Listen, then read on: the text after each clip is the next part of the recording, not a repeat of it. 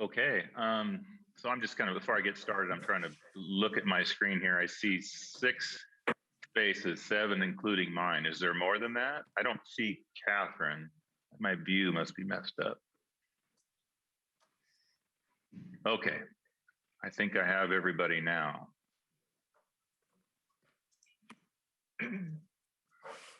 Okay, here we go. All right, I'd like to call the November 2021 FPDR meeting to order. Today is November 16th. It is 1 p.m. Kathy, there she is. Do you want to call the roll or just take it by what you see? I can take it by what I see. I see the 3 of you here, so. Okay, so we have a quorum, but as the director stated, any votes will require all 3 to vote. I assume to approve any type of vote, and any other vote would be in the negative, or would it have to come up again? How does that go? I don't know. Well, it's anytime something is turned down, even for the full board, it means just that for that day, that resolution does not pass and doesn't become active or enforceable or whatever the purpose of the resolution is. And we can always bring it up at a future board meeting if we think it's important that the whole board to discuss, or you want a full vote, revote something, or you do have the option today, which I don't think we're going to do, but it's done in the past, is that the 3-person board is elected to put off a particular resolution until the full board is here, because you thought everybody would want to talk about it. I think we did that last year during the March board meeting when we had the cost of living adjustment. You held off any vote until the May meeting where you had the full board. So you have that option to go through today too. Okay, very good. And so just for, I guess, posterity, I don't know everybody that's on here. I see some open signals and stuff like that. So do we need Kathy to register everybody that's on this meeting right now? How many attendees do we have? We have, I know who everyone is here. We've got the Los Alamos auditors are on here. So are our attorneys, and Open Signal is the ones that are videotaping and recording this for us. So. Okay, as long as we have record of everybody or every, I guess, connection that's here, yes, that's fine. Okay, very good. So I guess the first order of business would be approval of the minutes from the September 28th, 2021 meeting. Everybody should have had a chance to take a look at those. Were there any corrections or objections to those from the board members? Hearing none. And if I start going too fast for somebody, let me know. I know there's a little delay sometimes. So if you need to say something after I've moved on, please do. So I would entertain a motion to approve the September 28th, 2021 meeting minutes. I'll make a motion. I have a motion from Trustee Culp, and then Chris. A second from Trustee McLeod. Yes. All those in favor signify by saying aye and raising your hand. Aye. Aye. All 3 have voted aye, so motion carries. Second item would be introduction of visitors. Does anybody would like to introduce themselves? That would be, now would be the time.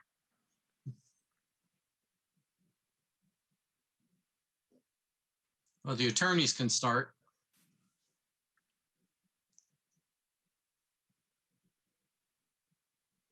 Franco, you want to wave? Okay, everybody knows Franco. Lauren, I think we all know Lauren.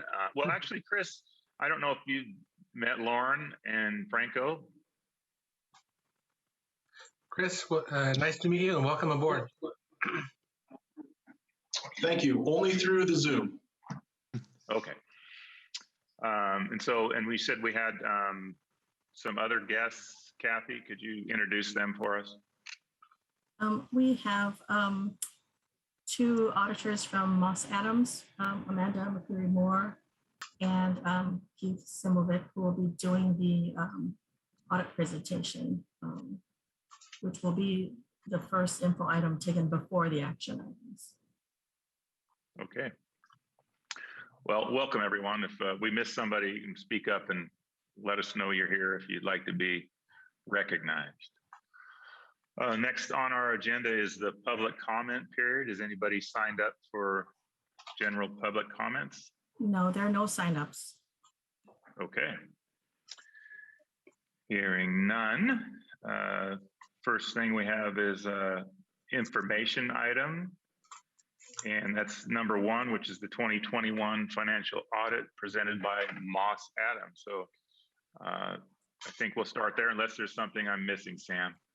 You're not missing it. I'm inserting something here because I just want to say thank you to Jason. This is his last meeting as a Board of Trustee member. You've been with us since what, August of 2012, if I remember right. So he's a long seasoned person, been here longer than I have. And I want to personally thank Jason here. He's always been engaged. I think we've gone through some time, we've had board members who have been unengaged, but he's been very engaged, always on top of all the issues, reviewing them, appropriately challenging me and the rest of the FPDR members when appropriate, and to get further information on what we've been presenting and how we've been doing stuff. Jason, also prior to serving as board member, I think you were on the Charter Review Commission for the 2013 charter change that was presented to the voters. And I think weren't you also providing input on the 2007 charter change too for FPDR? So he has quite a background of working with FPDR, understanding it, and he's done an excellent job of representing his constituents, the fire members, as well as all members. I mean, as a board of trustee, he represents everyone, but he's specifically elected by the fire, active firefighters with that. And then Kathy, you want to turn on your screen, and if everybody wants to take a quick look at Kathy's thing here. Let's see here, we have a plaque for you, Jason. Let's see if I can find the right place to read what's on it. It says, presented to Jason Lehman in recognition of your commitment, guidance, and support in the preservation of the institution of public pensions and dedicated service as a trustee of the Portland, Oregon Bureau of Fire and Police Disability Retirement from August 23, 2012 to December 31, 2021. You will be missed. So again, thank you very much, Jason. We appreciate all the work and help you've done. Normally we do this in person and have a little bit of refreshments and maybe throw some confetti around at the same time. Unfortunately, with Zoom, we cannot do that. Anybody else have any comments here for Jason? We'll get this sent in the mail to you, Mr. Lehman, today. But I just want to say thank you too, that you've served with such dedication and compassion for the membership, and it's really been an honor to work with you. Thank you. And I would like to add that as well. My thanks for your insight, for your questions, and for just your service. It's been a pleasure to work with you and to hear you, and you will be missed. Thank you. I agree, Jason. You welcomed me when I first joined the board, and you sat next to me and kind of, counseled me through the progression of events and gave other things. So thank you. I'm going to miss working with you.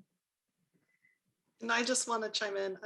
I think I've worked with Jason longer than any other trustee. And your retirement from the board is just a huge loss. Your knowledge of this plan goes really deep, and your passion for serving the members is really strong. And you've always been really thoroughly committed to this work, which I so respect and appreciate. And you've also just been a really nice person to work with. And you always fought really hard for what you thought was right, but you were always very respectful of the fact that people had different roles and backgrounds and perspectives. And I think that ability to combine passion for your work with civility in your process is kind of something that seems like it's from a vanishing era these days, and it will really be missed on the board. Thanks for your service, Jason.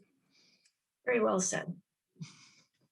I would echo that. Thank you, Jason. And Thank you also for being a great example of being able to disagree with someone without being disagreeable. As cliched as that is, I think that is that is who you are. So thanks. Oh, well, thank you. I would, excuse me. Well, I wasn't expecting any of that, so that's amazing, and it's mostly because, I'm not looking for thank yous or accolades or anything. I'm here for the members, and so I really appreciate it. Thank you very much. Sorry. No, don't be sorry. If you want, I can move on and introduce Moss Adams and Let's do that. Yeah, maybe I'll say something at the end, but thank you very much. You all true and all heartfelt, and you will be missed. So Moss Adams, I want to introduce Keith Simovic and Amanda McCleary Moore from Moss Adams. Moss Adams is the firm that conducts our annual financial audit. I know that Trustee McLeod and Trustee Lehman know that, but this is probably your first encounter with the city's financial auditors, Trustee Culp. So Moss Adams conducts our annual financial audit. Keith is the senior manager at Moss Adams, and Amanda is the partner at Moss Adams who oversees the whole engagement. So they're here to give you an overview of our audit from the prior fiscal year, the one that ended on June 30, 2021, and present their findings. And in your board material, you'll see their presentation, but then right after that, you will also see the final published financial statements and audit materials that my team prepares with assistance from Central Accounting, and that Moss Adams also reviews as part of their audit. It's massive, and I'm sure you don't want to peruse the whole thing, but if you have questions about specific parts, you can raise them today or chat with me later. And I'll turn it over to Keith and Amanda. Thank you both for being here. We really appreciate that. No problem. I'm happy to be here. Stacy, are you going to share our presentation or? I can. Let me get it pulled up, and then I guess we should have figured that out. Yes, let me just get it pulled up.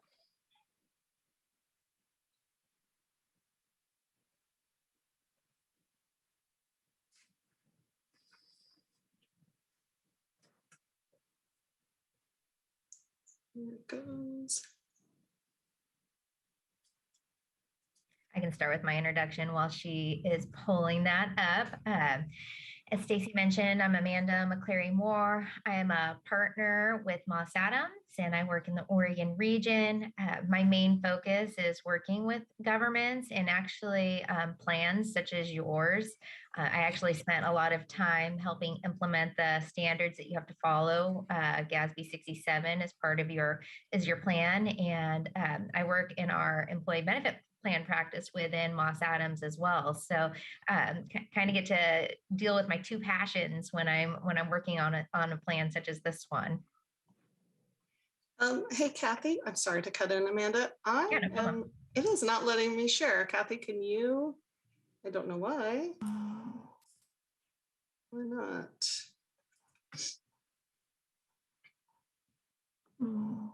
If not, Stacy, I think I would hope everybody has it in front of them in their packet. I know I do. So yeah, that's going to be a problem later on too, though, for all these other.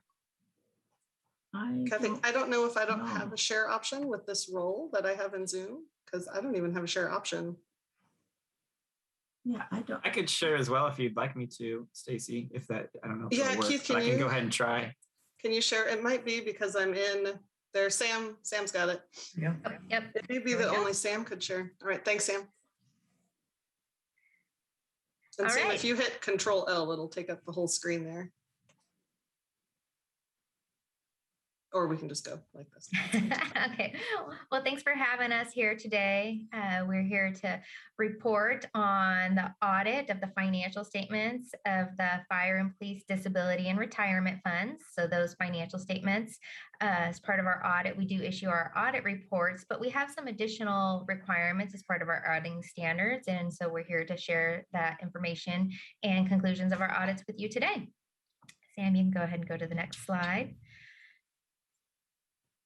Unless I can control that, which it doesn't look like I can.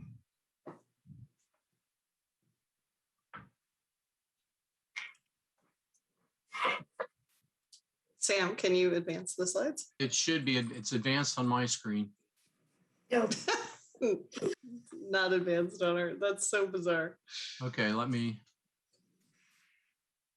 try this again. Here, Sam. Oh, actually, hey, I have the button now. You want me to, oh, you got it. Okay. go. All right, so we have a short agenda. I know you have a lengthy agenda today, so we won't take up too much of your time. But we'll go through the engagement team, just kind of touch on that and the consistency there, the services that we provide, and then of course our conclusions. So you can go ahead and go to the next slide. So this is our team. I introduced myself. So I'm responsible for essentially signing the audit reports. So when we add our audit reports to your financial statements, I'm responsible for making sure that we adhere to all of the audit standards that we're required to follow and making sure that we get your engagements done on time. Lori Tish is the concurring reviewer. Her role is really to provide an independent review. She's not involved in the day-to-day audit. So she's kind of what we call a cold reviewer. So just really looking from an independent perspective to see that the financial statements are complying with the accounting standards and that we follow the auditing standards with respect to our reports. Keith Simovic, which is here today as well. And Stacy introduced him as a senior manager. I have some good news to share though. We just found out last week that Keith has been admitted to the partnership at Moss Adams. So effective January 1st, he will be a partner. So congratulations to Keith. And he's Congratulations, Keith. Thank you. Thank you. And then Amanda Pease was the senior, and she's been a consistent member of the team and has worked with you guys for a couple years now. So it's always good to have that that knowledge to progress forward, and it's great for her too. So if you can go to the next slide. So here are the services that we provide to you. We are responsible for conducting an audit in accordance with the generally accepted auditing standards, as well as the governmental auditing standards. So we have two sets of standards to follow. And as part of that, what our goal is to express an opinion over the financial statements and whether they're presented in accordance with generally accepted accounting principles. So you specifically follow the GASB or the governmental accounting principles and have to comply with specifically GASB 67 and really putting all that information together in your note disclosures so that they can be presented in the city's financial statements as well. As part of our engagement, we do a technical review of the financial statements, making sure that they are materially correct. So when I use that word material, that means we're not going to test every single transaction, but we will use a material amount to do scopes and analytical procedures. And so that's kind of what that materiality means when you see that in our report of the financial statements. So because we do follow those governmental auditing standards as well, we issue a second report, which is the report of independent auditors on internal control over financial reporting and compliance. So this is not an opinion over your internal controls, but this is a report that if we identified any sort of significant gaps in your internal controls that rose to a level of significant deficiency, so something that's significant that could essentially slip through the cracks, or a material weakness where we had concerns that a material error could slip through the cracks, it would get reported in this report. I always like to say, spoiler alert here, we don't have anything to communicate or was included in those reports, just to ease your mind. But if we did have anything, that's the report it would be included in. And then what we're here to do today is, of course, communicate with you and provide you with all of our conclusions and what those reports said. And you switched presentations on us. There we go. and with that, I'm going to hand it over to Keith And you can go to the next slide. Perfect. Thanks, Amanda. Thanks for teeing that up. And on this next one, I know Amanda mentioned kind of the spoiler alert on the government auditing standards report, where we didn't have any material internal control deficiencies to identify. So very, very, very good news there. That's exactly what you want. That comes out of that report specifically. And that means that you continue to have a very strong set of internal controls that we review as part of this audit process. That's a very important piece of our risk assessment process, to analyze those, evaluate them, especially in this year, or last however long it's been since the world got turned upside down in March of 2020. But very important to evaluate how those have been impacted or have changed during this time period where many folks are working remotely, which could impact how you administer internal controls. So very, very good news there. Also, our overall report on the financial statements, so where we're opining on the completeness and the accuracy of those financial statements, we're giving an unmodified or what's known as a clean audit report. So very good news.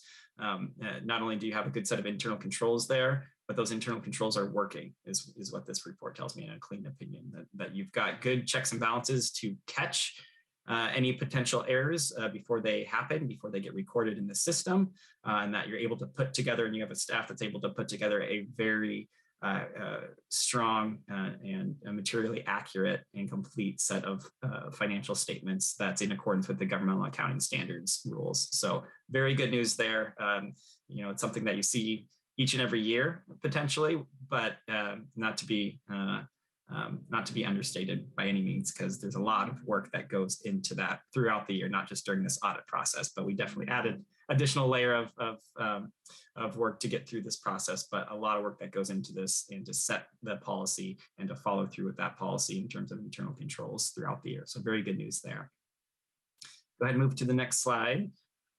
We did want to touch a little bit on this next slide on how we got through the audit, because it was completed entirely in a remote environment again this year. So this is the second year that we've done this, but just kind of, especially for new trustees, folks that haven't heard this before, you might wonder, previous to COVID, we'd be on site, we'd be reviewing documentation in person, we'd pull samples, we'd have stacks of documentation that we'd be looking through on site as we were performing our field work. Well, of course, where we're at today, that has not happened, but we were able to successfully still get through the audit in the same time frame that we originally laid out. That's in our contract for all the city's audits that we perform. And the reason for that really is technology and the ability and flexibility of your staff to be able to accommodate a remote audit as well. So all of our documentation was passed safely and securely through our secure file transfer portal.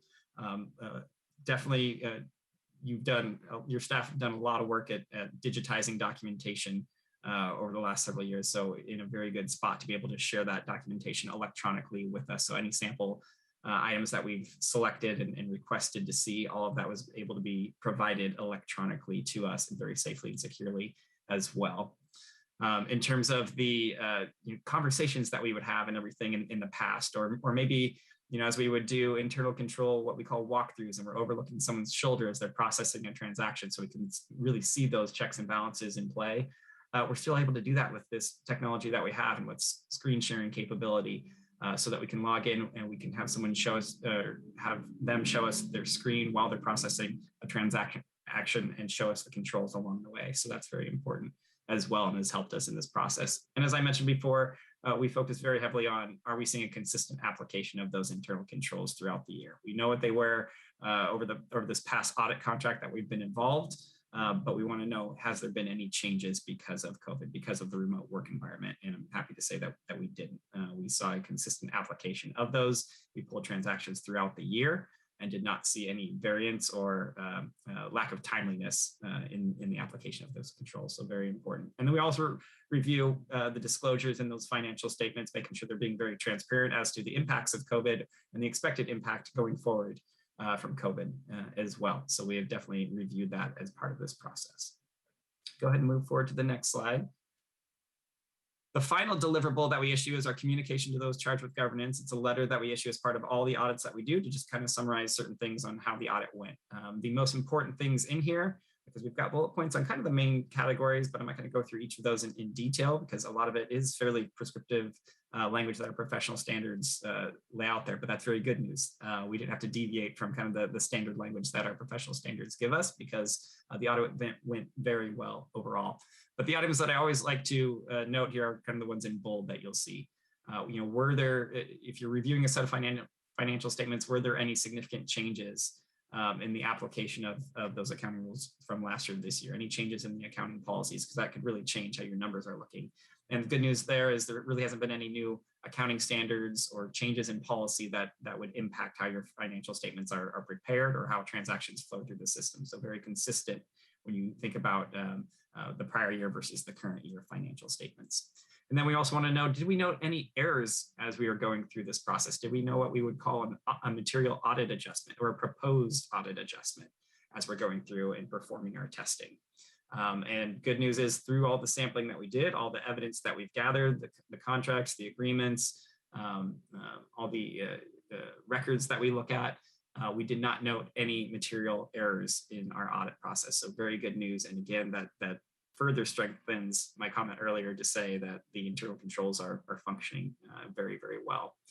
And then did we have any audit recommendations? Not just material weaknesses, that is the kind of most severe level of internal control deficiency we could note.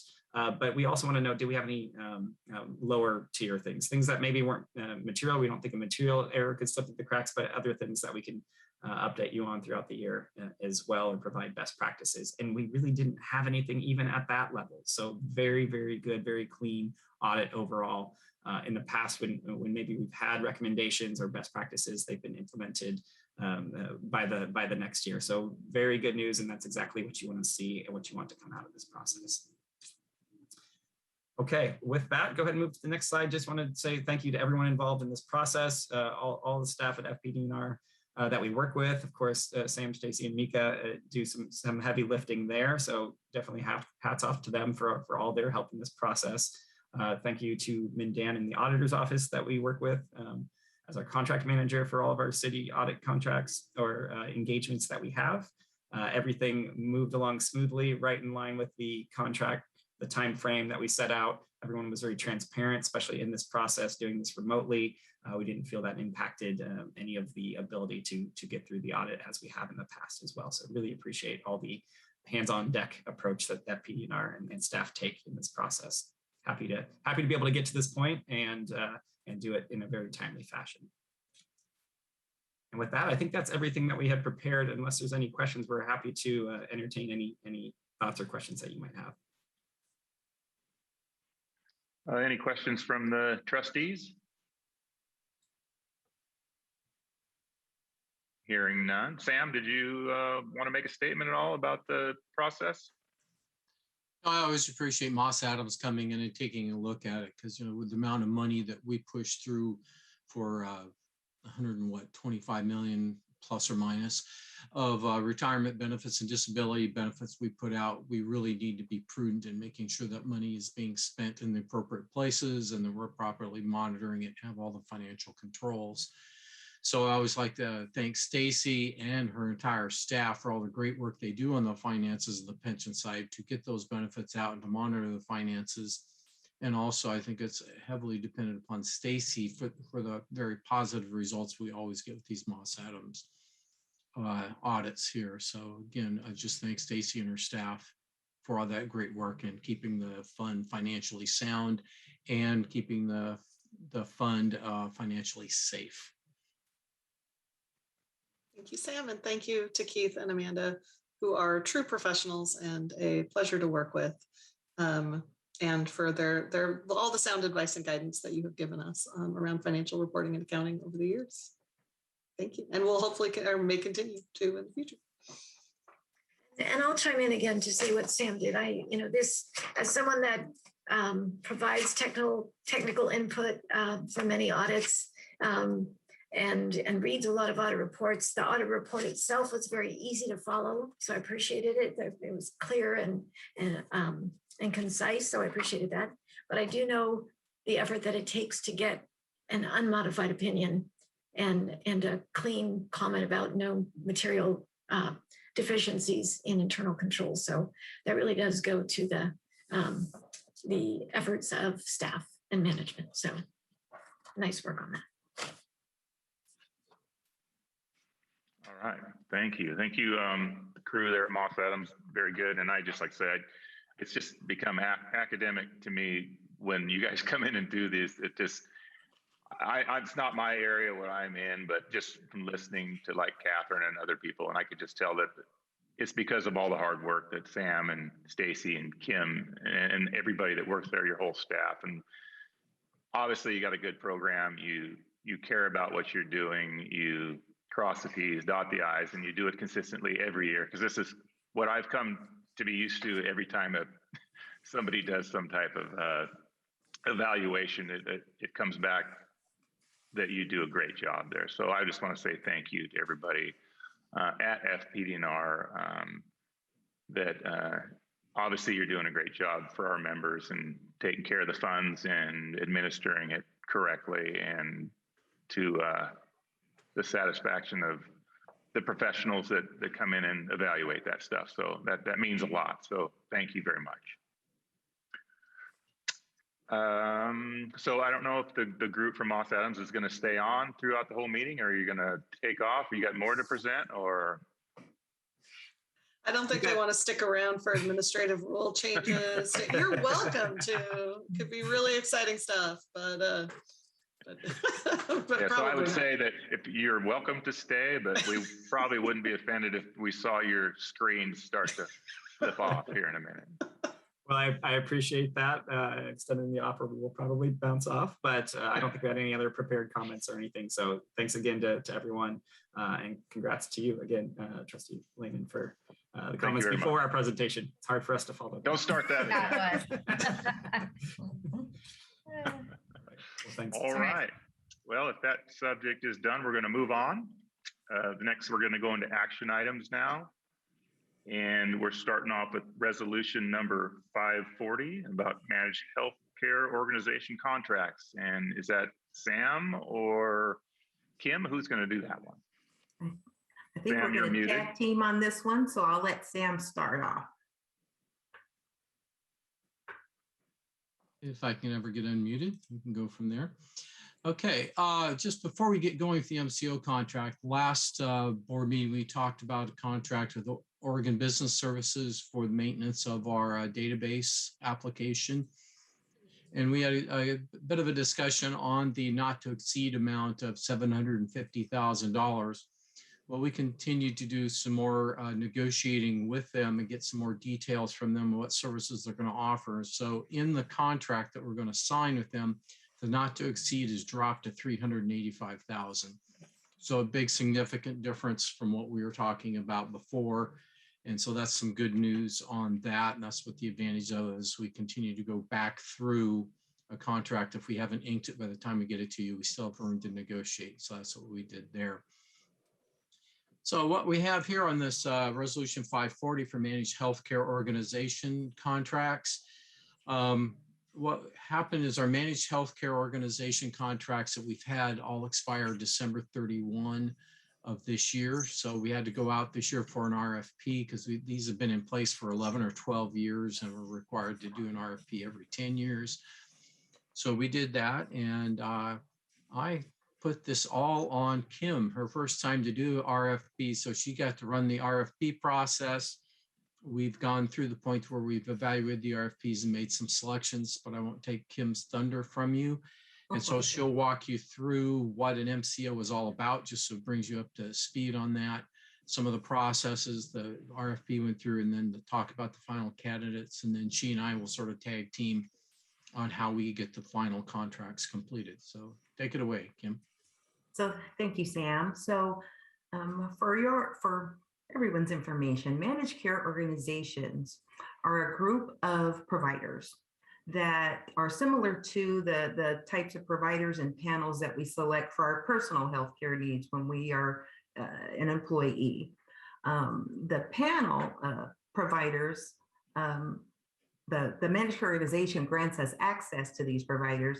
And in this case, these providers are ones who specialize in treatment of persons who have suffered on the job injuries. So they're specialized in that way. They are familiar with forms and formats and the kinds of information that we need to administer claims.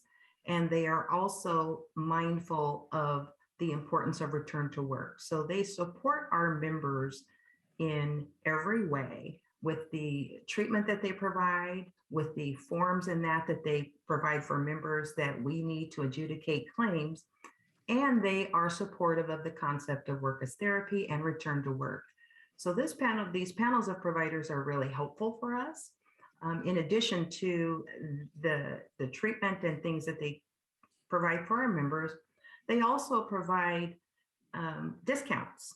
And by contracting with them, we are able to receive, I'm sorry, let me back this up.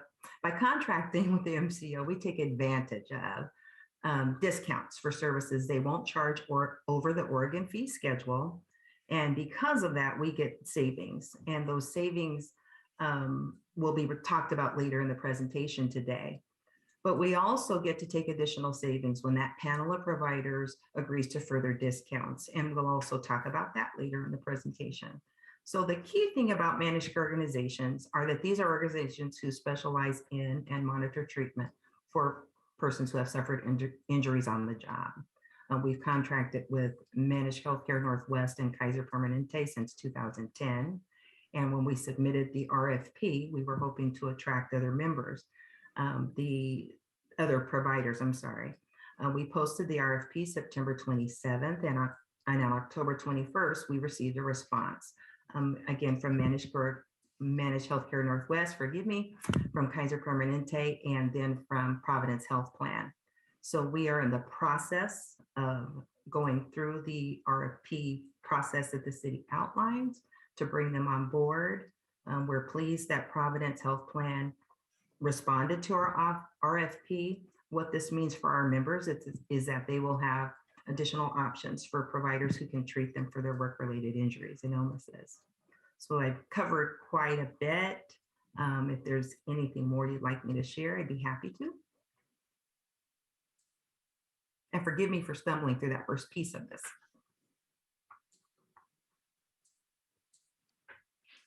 I don't see any questions. So are we going to get to, is somebody going to read off like the money and how long it's going to last and all that stuff? We want to go over that before we vote would be good.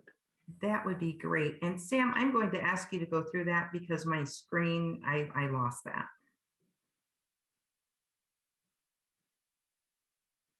And you're muted.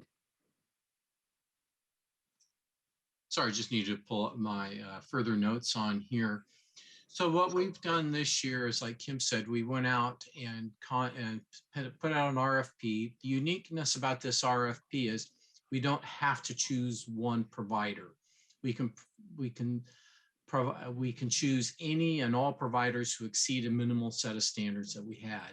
And this year, as Kim said, we had both Managed Care Northwest, or Managed Health Northwest, MHN, and Kaiser, who have been with us before. They obviously met our standards. And then we have Providence.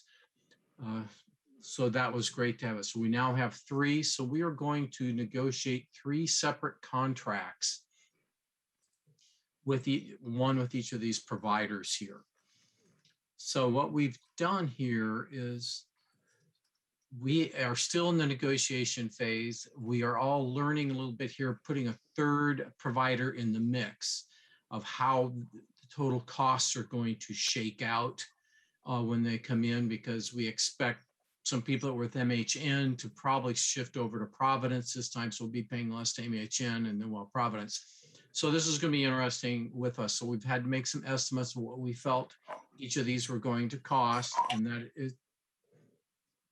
that's what it is in Exhibit A right here.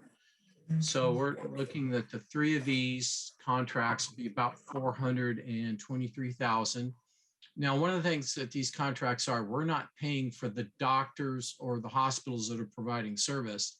This is the cost that these organizations give us. And Kim in a minute will explain a little bit of how we pay two of these, which is a unique way of paying with it. And that's why the numbers look high, but for every dollar we pay them, we also save $1. So we went over this once before with these groups. So this is all the administrative fees that are in Exhibit A, or the cost with that. So what we're asking for here is that Kim and I can finish permission from you all to finish the negotiating the contracts, coming up with a combined not to exceed between the three of them of the, what did we say, 425,000 for the next 5 years. How we're going to split that, we've got to finish the individual negotiations with this. This is our best estimate. We use some of Stacy's staff to help us with the estimates. With the cost of inflation and based on what we've had. But again, a third provider in the mix, we're going to be monitoring this closely. And if there's any big issues with this amount of money, we could be back in 3 or 4 years, but I'm hoping we're not. I trust the estimates everybody has done.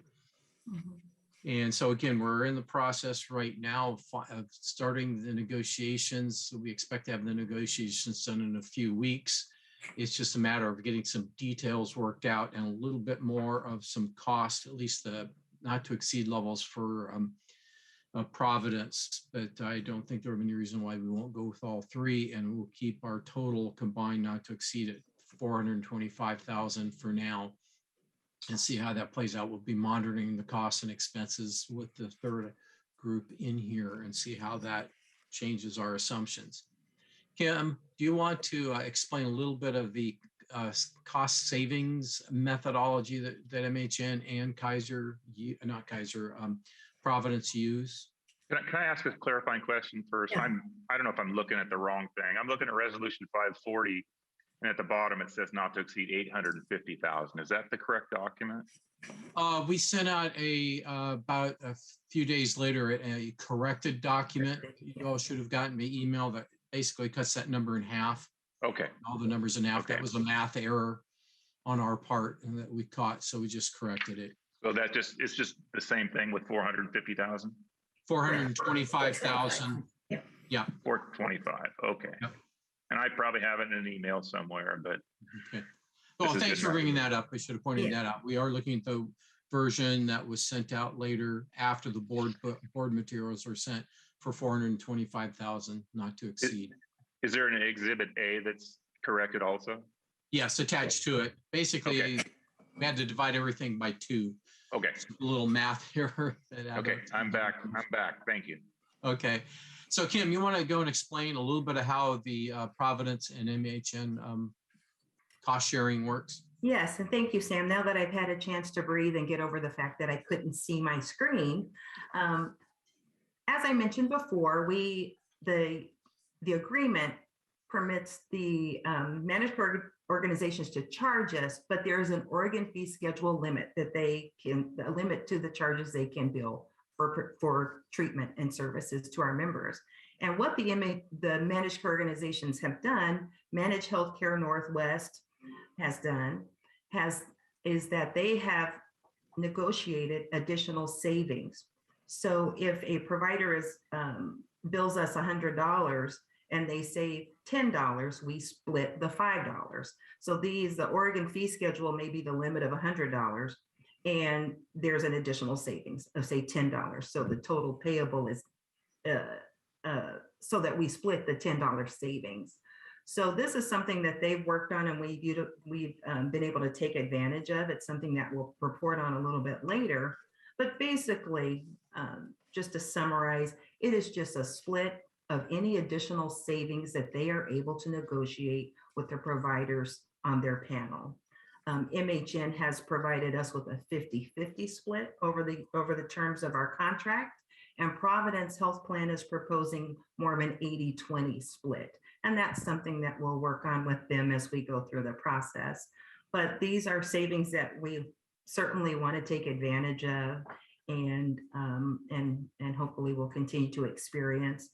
Kaiser Permanente is a little different than how they operate.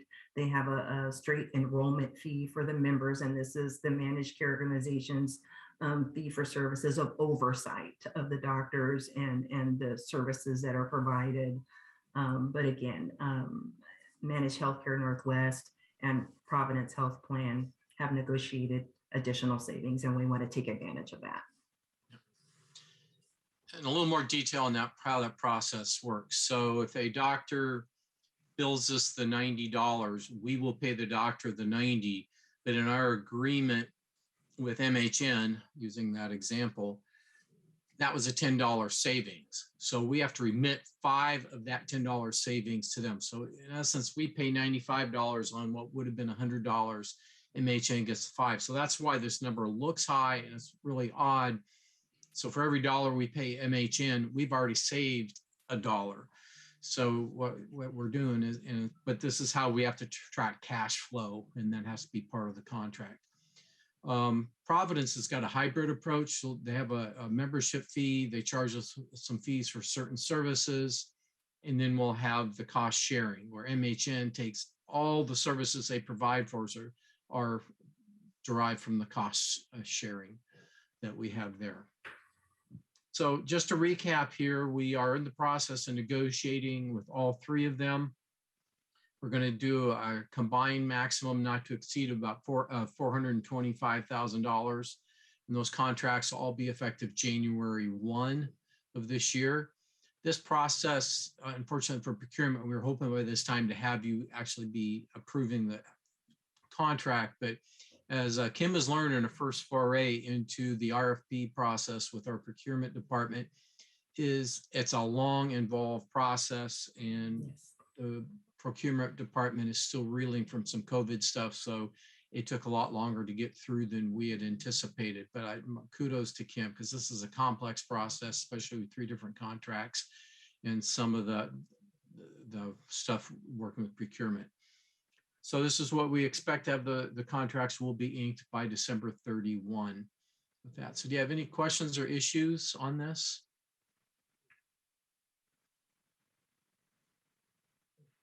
Okay. And we will provide you periodically a summary of how this one is progressing from year to year, just because again, with the addition of a 3rd provider, we'll see how well our assumptions and estimates were on the costs and expenses. Okay, I guess I would entertain a motion that would, I guess, mirror the resolved at the bottom of Resolution 540. Chris Cope will make a motion. Okay, and your motion, I assume, is to approve the Correct. the Resolution 540. Okay, we have a motion. Correct. And I will second that motion. And we have a second. So we have a motion to the FPDR director is hereby authorized to select, negotiate, initiate, and enter into contracts on behalf of the Board of Trustees with 1 or all 3 MCOs in an amount not to exceed $425,000 for a 5-year period ending December 31st, 2026. So that's the motion. All those in favor say aye. Aye. Aye. Aye. Motion carries. Thank you. Very good. Thank you. And we'll move on now to action item number 2, which is Resolution 541, amendments to sections 5.4 and 5.5 of the FPDR administrative rules. Assume Sam is going to take this one. I'll take this one here. Let's see here. So back in 2000, what was it, 7 or 13? Anyway, 2013, the voters approved a modification to the definition of final pay for the purpose of calculating pension benefits. The unions had grieved that it was passed by the voters. The unions grieved it, feeling that there was reason it should have been bargained. And for various reasons, I'm not going to go into a whole lot of the grievances, but in short, the unions were successful in those grievances. So the administrative rules that we presently have written in the book are those rules that were written at the time the amendment was approved by the voters of the city of Portland. We have not made any changes, despite multiple changes to that to the, what do I want to say, the charter as each of these grievances by the unions have progressed. So we had made multiple different attempts at changing the charter with various ordinances passed by city council in response to all the results of the grievances. But all through those ordinances passed by city council, the administrative rules are still locked in to the original rules. So they have not changed despite all these ordinances passed by city council in response to the grievances. Sound like I'm repeating myself. So the last grievance was resolved last year in 2020. So right now there is no legal or union grievances impacting the definition of final pay out there. We had submitted these rule changes a couple years ago, but not all the grievances had been resolved. So the board tabled it and said they wanted all the grievances to be resolved so in order to update the rules. So what we've done here is updated the rules for the definition of final pay to match the latest ordinance passed by city council that was in response to all of the grievances filed by both PFFA, PPA, PPCOA, and also by certain people that were promoted up and out of the unions with that. So that was the last one. So it's quite, it's extensive here, but basically what we did is we replaced under final pay, the term final pay is defined in ordinance number 190092 is passed by the Portland City Council on August 12th, 2020.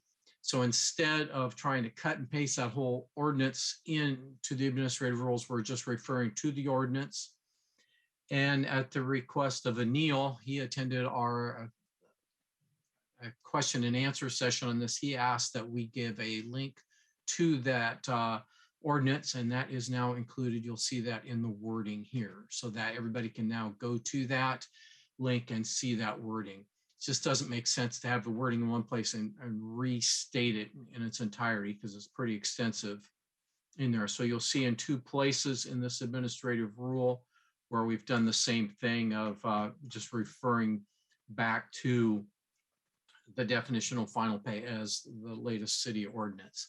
So this is strictly housekeeping. Nothing has changed because we've been administering per this last ordinance here, 190092. So we've been administering all pension calculations. So this just brings the rules up to where they should be to match what's in the charter and the ordinance, changing the charter. And there was a little, when we first published this, there was some concern by some people that we had actually changed, we're changing final pay again. No, this is not changing final pay. It is well defined in the city ordinance. We're just bringing the rules into compliance with the city ordinance. I ask, is the only reason it's not in here is because it's large? I mean, the link, we're saving paper or something like that. My concern is that it's difficult to find. Our city website is not very user friendly, and it's just, and I don't know if we've done that in the past. Is there any other links inside our rules, or is this the only link? This is the only link. I mean, because it's rare that we've had to do this. It's just pretty extensive in there, and it was just, do we cut and paste it in? Because usually best practices for administrative rules is that they don't duplicate text that is found in other areas such as the charter. The state of Oregon does not put state statute into their administrative rules. They may refer back to the specific statute, but it's just best practice that you don't. Is that ordinance going to be inserted in the charter, like the next printing of the chapter 5? It is, Yes. depends on how you look at it. When we publish, when FPDR publishes the book here, which is our publication, it will be in there. I don't know if it's in this latest edition right now, but we include all the city ordinances in here. If you go to the FPDR website, you will see both the charter and then another tab that says City Council ordinances that change the charter. I forget the name, real heading, and you can go there. The online version of the charter is maintained by the auditor's office. And so they maintain the charter in one location and the ordinance in a different location. We have links to both those locations on our website. And we cannot control how how the auditor's office displays their parts of the charter and stuff. That's why we have our book here and why we have different links on our thing. Is that link go to, when I hit this link, is it going to FPDR or does it take you to a different section? The auditor's office or? It takes you to the exact document. It takes you to the document that highlights that ordinance. Okay.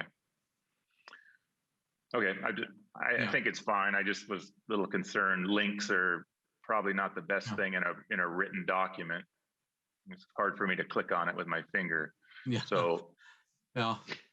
Jason, I just have to say that even when somebody reads that language, I mean, what are the odds anyone can understand it? It's in an ordinance. I mean, we all understand it and know how it works, but it's written by attorneys following an arbitration decision in an ordinance. The language is super cumbersome, but we do also have a plan summary document on our website that puts all of that stuff in plain English. And I think that is so much more useful for the members to understand how their final pay is calculated, is looking at that plan summary document. okay. I just know that when somebody tries to figure out what their pension is going to be, final pay is one of the three items that you put in your little formula. And if somebody's trying to look at it, they get lost when they find that part. So just as long as it's accessible somewhere easily, I'm okay with it. I just want to make sure that it's easily accessible. And like I said, the city website it's gotten, in my opinion, has gotten worse. I have a really hard time navigating it in the last couple of years. I think I used to have it down pretty good, but I had the hardest time. I could not find the board materials for this meeting today for the life of me online because I didn't have my book with me and I was somewhere else. And I gave up after about a half hour, and it should have been plain as day to me. I should have just clicked on Board of Trustees and it should have been right there, and it wasn't. And so I could just imagine where this is going to end up. So I just be cognizant of when we do links and when we're relying on our website, because it is not very user friendly. So, but I get it. So thank you. Okay. So that's my presentation on this. Oh, hi, Sam. I do have, following up on what Trustee Lehman was just saying. I believe that when Kathy sent out the notice of this proposed rulemaking, that it included the wording in red, but did not include the link. So if she could resend this out with the link attached, so that if I did look at it later, because it should be in your board, in the board materials. Well, this whole resolution and the wording changes is in the board materials. Well, there was an email sent out October 4th that said notice of rulemaking, final pay and tax offsets. Right. And that when you follow the link, when you go to resolution 541 or whatever, you follow the link, it takes you to notice of rulemaking, final pay proposed. But in that proposed wording, it doesn't include a link. Yeah, what that was sent out, and what we do is we have our public Q&A session. This came up to the public Q&A session. It was Anil, the attorney for, I believe, PPA. He was the one that suggested putting the link in the document. So we put it in the document. The version that you have in your board materials has that link in it. The original public. I understand what you're saying, but what I have in my board materials is printed. When I go and follow the links to look at the proposed amendment for proposed final pay, it only has the in red talking about the ordinance, and the link is not there. So if just going to what Trustee Lehman was saying, if somebody wants to actually follow the link, how do I get to that? Well, what will happen here is once this is done, that link will go away because it's no longer proposed. And then they'll access it through, it will become part of the administrative rule itself. Okay, that's fine. So this change will be moved into when you search the whole administrative rule, will be there. Okay. Yeah, always the version unless, anyway, so yeah, the board book has the final version for that. And you should, I know Jason couldn't find it. Kathy and I'll talk about how we can make it quicker because you can't access the materials there. I agree with Jason. It's probably about 3 or 4 links down. And if you're not certain what links you're looking for, you may not find the board materials online. Kathy and I'll talk about that. Okay. And I would just say in the future, for the board, I would put the ordinance in the book. So, because I was trying to, I'd seen it before and I spent a long time trying to find, if it would just been in here, it doesn't mean you have to print it in every, charter, every administrative rules in the future, but for our benefit of being prepared for the meeting, anything that we need should probably be in the book. Since we're sending this out anyway, it would have been nice to have it right here, so. Well, I'm just going to say it is in the book here, but Kathy and I'll deal with that. We'll make sure that the issues that you have are addressed the next time we have stuff like this going on. Okay, and when I say the book, I meant the board materials. It's not, the ordinance isn't in the board materials, at least it's not in mine. Okay, Kathy and I'll talk about that. Okay, appreciate it. All right, so are there any more questions on Resolution 541? Hearing none, I would entertain a motion. I will make a motion to adopt Resolution 541, where that sections 5.4 and 5.5 of the FPDR administrative rules be amended as shown in Exhibit A. We have a motion. Do we hear a second? I will second it. Very good. We have a motion and a second. All those in favor of the motion signify by saying aye. Aye. Aye. Aye. Motion carries. Very good. Thank you, everyone. Thank you for the good discussion on that. We'll move on to action item number 3, Resolution 542, amendment to section 5.14 of the FPDR administrative rules. All right. Thank you, Chair Lehman. I'll take this one. Go ahead, Stacy. Pass it around. Try to keep you guys entertained. So this amendment to the administrative rules is in response to House Bill 2875 in the 2021 Oregon legislature, which tweaked the Oregon revised statutes governing administration of the tax offset benefit that FPDR and PERS are required to offer. So our proposed changes to the administrative rule will just bring the rules into accord with the new statutory requirements, which will become effective on January 1st, 2022. But I'm just going to pause and explain what the tax offset benefit is, because I'm not sure we've ever talked about the tax offset benefit at the board. In short, what it is it's an additional benefit mandated by Oregon revised statutes that is intended to wholly or partially offset Oregon personal income tax for some public pension beneficiaries. It was created in the 1990s following Oregon's decision to start taxing state and municipal pensions and following subsequent litigation related to that decision. So it is intended to make those with state or municipal service before taxation began, or their survivors, either wholly or partially whole. So hence, it's an additional benefit that offsets state income taxes, which is why we call it the tax offset benefit. Sometimes you'll hear it called the tax offset remedy. So that's the history of the benefit. Only those who you have to be both hired by PERS or FPDR, have to be a member of PERS or FPDR before July 14th, 1995, and you have to be an Oregon resident to qualify for the benefit. And the benefit ranges from an additional 1% to 9.89%, so it can be quite a bit of the pension benefit, depending on the timing and length of the member's service. And about 3/4 of our pension beneficiaries currently qualify for the tax offset benefit. So what is changing?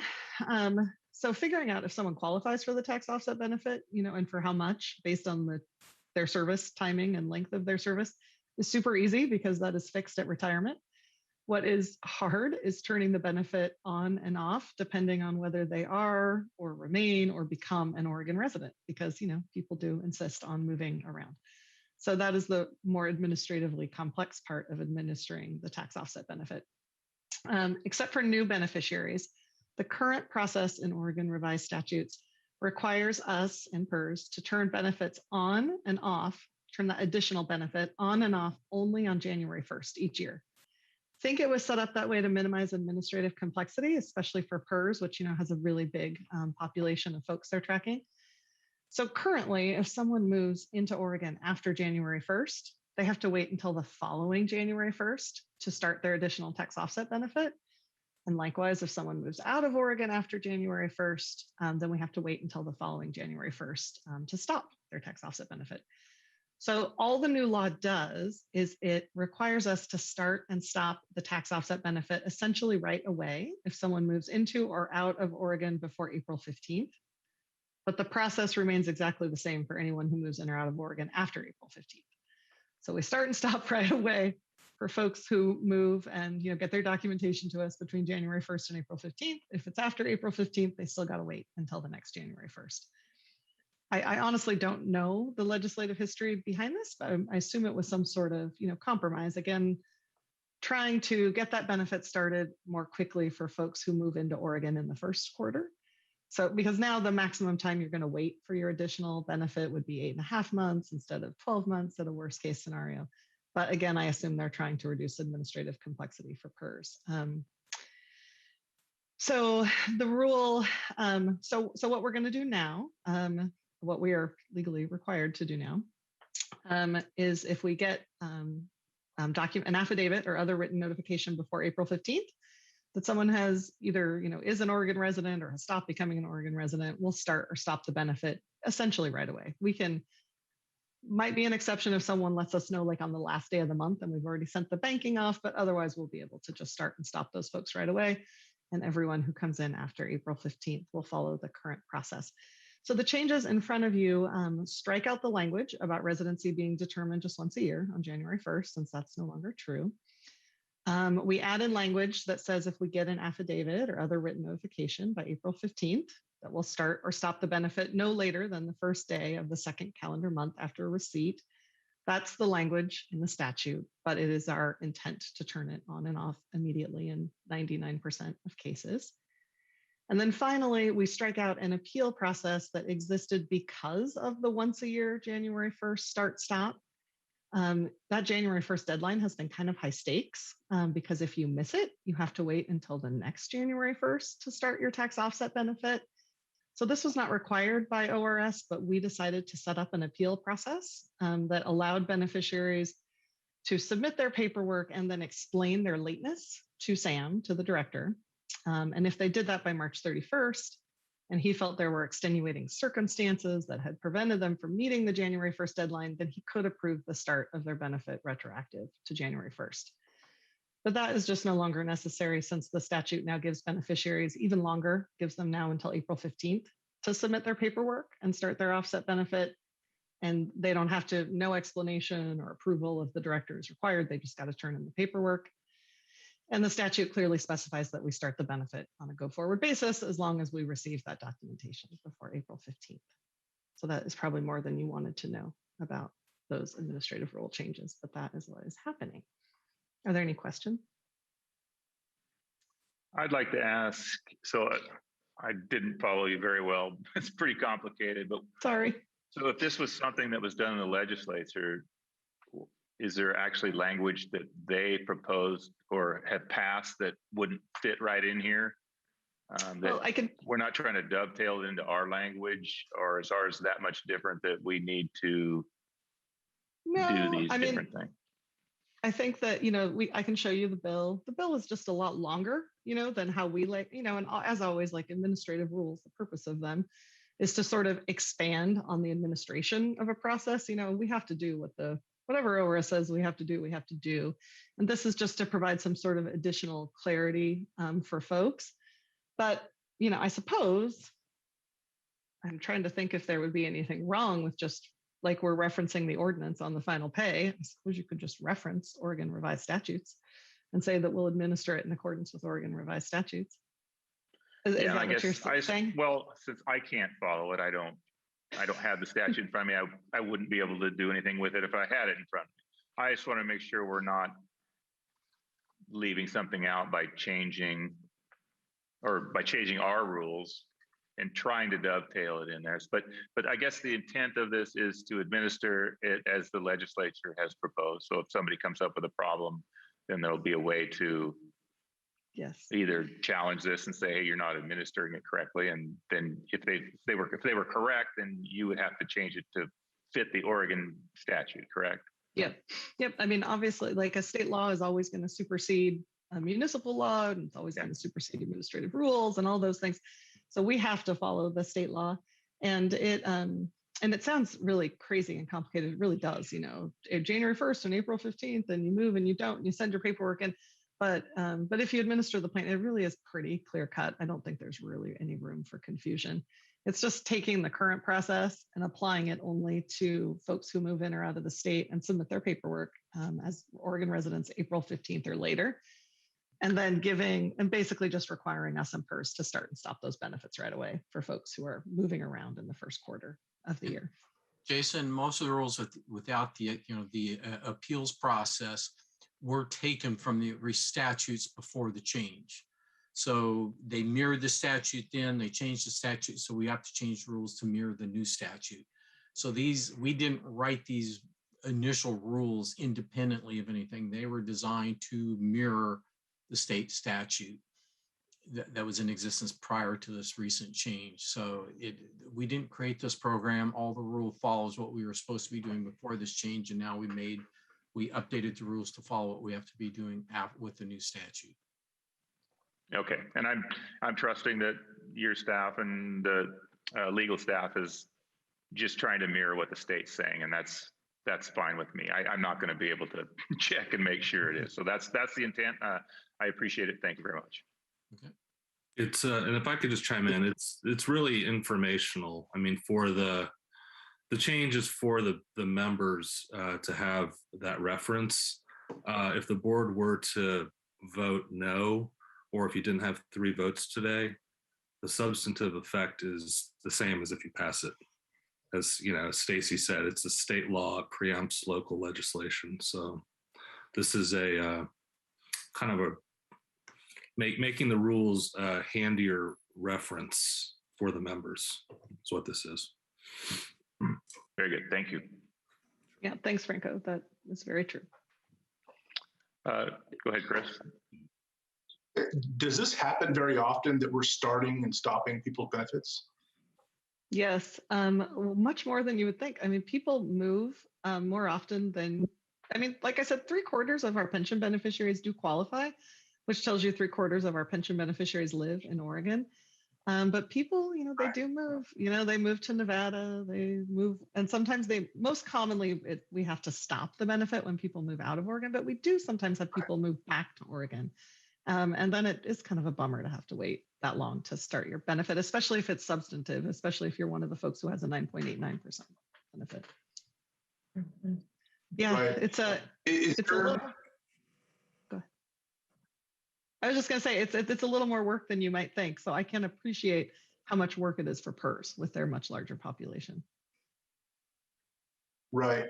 Is there a time frame when a member has to, I guess, put in the document that in my mind, I would think that they are leaving, right? They're leaving the state. And if they do not put that paperwork in, is there a mechanism where the fund goes after to recoup those tax dollars that were paid when they shouldn't have been? So we haven't had to do that yet, but there is a sort of checking method. And this is also provided for in Oregon revised statutes. Once a year, we get a file from the Oregon Department of Revenue. For all of our beneficiaries, it says, you know, did you or did you not file an Oregon income tax return in the prior year as a full year resident? Now, we'll go through that list, and anybody who shows up as not having filed a tax return but has told us they're an Oregon resident, we'll get in touch with them. They can at that time fill out an affidavit with us, because we also found out a lot of people don't file their taxes. But if you are an Oregon resident, Jason's shaking his head, how could that be? But if you're an Oregon resident and you're having Oregon income tax withholding, you can instead sign an affidavit attesting that you're an Oregon resident. So we go after, so we do that double check once a year, and that happens in December. And we actually have not had anybody, when you sign the affidavit, you have to do it under penalty of perjury. And we haven't so far, knock on wood, had anybody who seems to be trying to cheat the system. But we will have to deal with that if and when it does happen. But they have to sign that affidavit if they're not filing an Oregon income tax return. So. Right.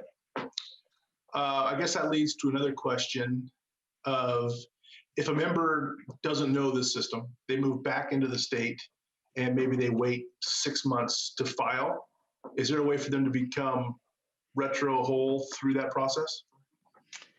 There is not in the current process. They have to let us know. But actually, most pension beneficiaries let us know because they keep us apprised of their mailing address.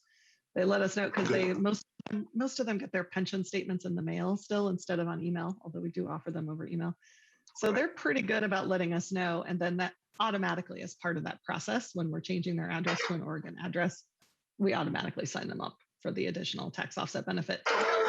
In the current process, we couldn't start that benefit until the next January 1st. So we had to, keep track of them over here and turn it on January 1st. And we'll still have to do that for people who move into the state after April 15th. But if they move in before April 15th, we'll be able to turn them on right away. Thank you. Good questions. Good questions. All right. If there's no more questions, I'll entertain a motion for resolution 542. I will make a motion to adopt resolution 542, that section 514 of the FPDR administrative rules be amended as shown in Exhibit A. Very good. We have a motion. Do I hear a second? I will second it. Good. We have a motion and a second. I'll call for the vote. All those in favor of resolution 542, say aye. Aye. Aye. Motion carries. 542, 3 for 3. Thank you. Thanks, you all. Okay, so now it looks like we're moving on to information items, starting with state of FPDR. Sam? Okay, let me share this. See if I can get this going this time. Okay, there we go, the state of FPDR. Normally we provide during the September board meeting a summary of the previous fiscal year. We didn't do one last year because of COVID, and then this year we got delayed because of an extensive meeting last time. So this year you're getting sort of a two calendar years or 2 fiscal years worth of information in the state of FPDR presentation. So basically what's happened for the last 2 years, last 2 fiscal years, I can sum it up in 2 different points here. One is COVID. You're going to see how this rippled through quite a few of the charts and information that is given to you by Kim and Stacy later. We also had a record number of retirements. I think you're aware of that. But again, you'll see those in the numbers we go through. They had quite a bit of impact on us, our ability to do work, and how we did our work for the year. So a bit more specifically, in March of 2020, the city closed all offices, including FPDR's office, and we had to transfer or transition to virtually entirely remote work within just a few days or weeks with no prior preparation to that. So it's just all of a sudden, okay, everybody can't come into the office in 2 weeks. And so we did quite a bit of work to get people's equipment set up and get them operational at home. A lot of great work by our technical staff, as well as all the managers to make this happen. And also what happened in disability at the same time, we were going to convert to a paperless processing of all new claims over a prolonged period of time so we could trial and error it and improve it. Well, we did a crash course on this and made it happen within a couple months versus where we wanted to take 6 to 12 months to do it. So that really put a lot of pressure on the staff to learn how to the whole new paperless processing system, get used to it, and how to go through a claim file without touching a piece of paper. Also, for the last 2 years, we had new admin rules for COVID disability claims, which are approved, I believe, back in March of 2020. very unique set of disability rules, as nobody else or any other employer or police or firefighter have this level of protection offered by these administrative rules. The state tried in 2 different legislative sessions to pass rules very similar to ours, and they failed. Never got the statute to pass. We processed and paid nearly 300 COVID claims for members who either tested positive or needed to quarantine. And we began processing disability claims for post-traumatic stress syndrome and the heart-lung conditions under the new presumption statutes passed by the state legislature. So quite a bit of stuff happening, again, all in the COVID time, all being forced to return to work or forced into remote work with almost no preparation. So on the pension side, retired the most members ever seen in a fiscal, we've ever had in a fiscal year. You'll be amazed at some of the numbers Stacy's going to show you. We had to design and implement a new virtual retirement process because we pride ourselves on meeting with each retiree one-on-one in person to walk over what their benefits are, have them sign the papers, get them prepared for all the stuff that they need to be doing to get benefits when they retire. So we had to create, how do we do this via Zoom, FaceTime, or Microsoft Teams? I think there were some other options that Beth had come up with. So she did an excellent job. So we continued to have those interviews, but they're all remote or virtual. And we were in the process of automating quite a bit of the pension estimate process. Estimates can take quite a bit of time because people get creative on what they want us to estimate. Gee, I want to retire this year with this, or retire year with this year with that. The problem is with it, on top of it, everybody who retires gets a set of estimates as they retire. So we just got inundated with estimates. Again, Stacy will talk more about this, but we automated the pension process, which probably cut down the hands-on work. 50 to 60% of the hands-on work went away and was automated. Might be a little bit higher, but that was a big help out for the staff. And for finance, we successfully managed the fund's financial health, as you saw in the audit. So it was great work done. We were doing a big period of economic uncertainty for the city and what was going to be happening with property taxes, property tax collections, a lot of unknowns.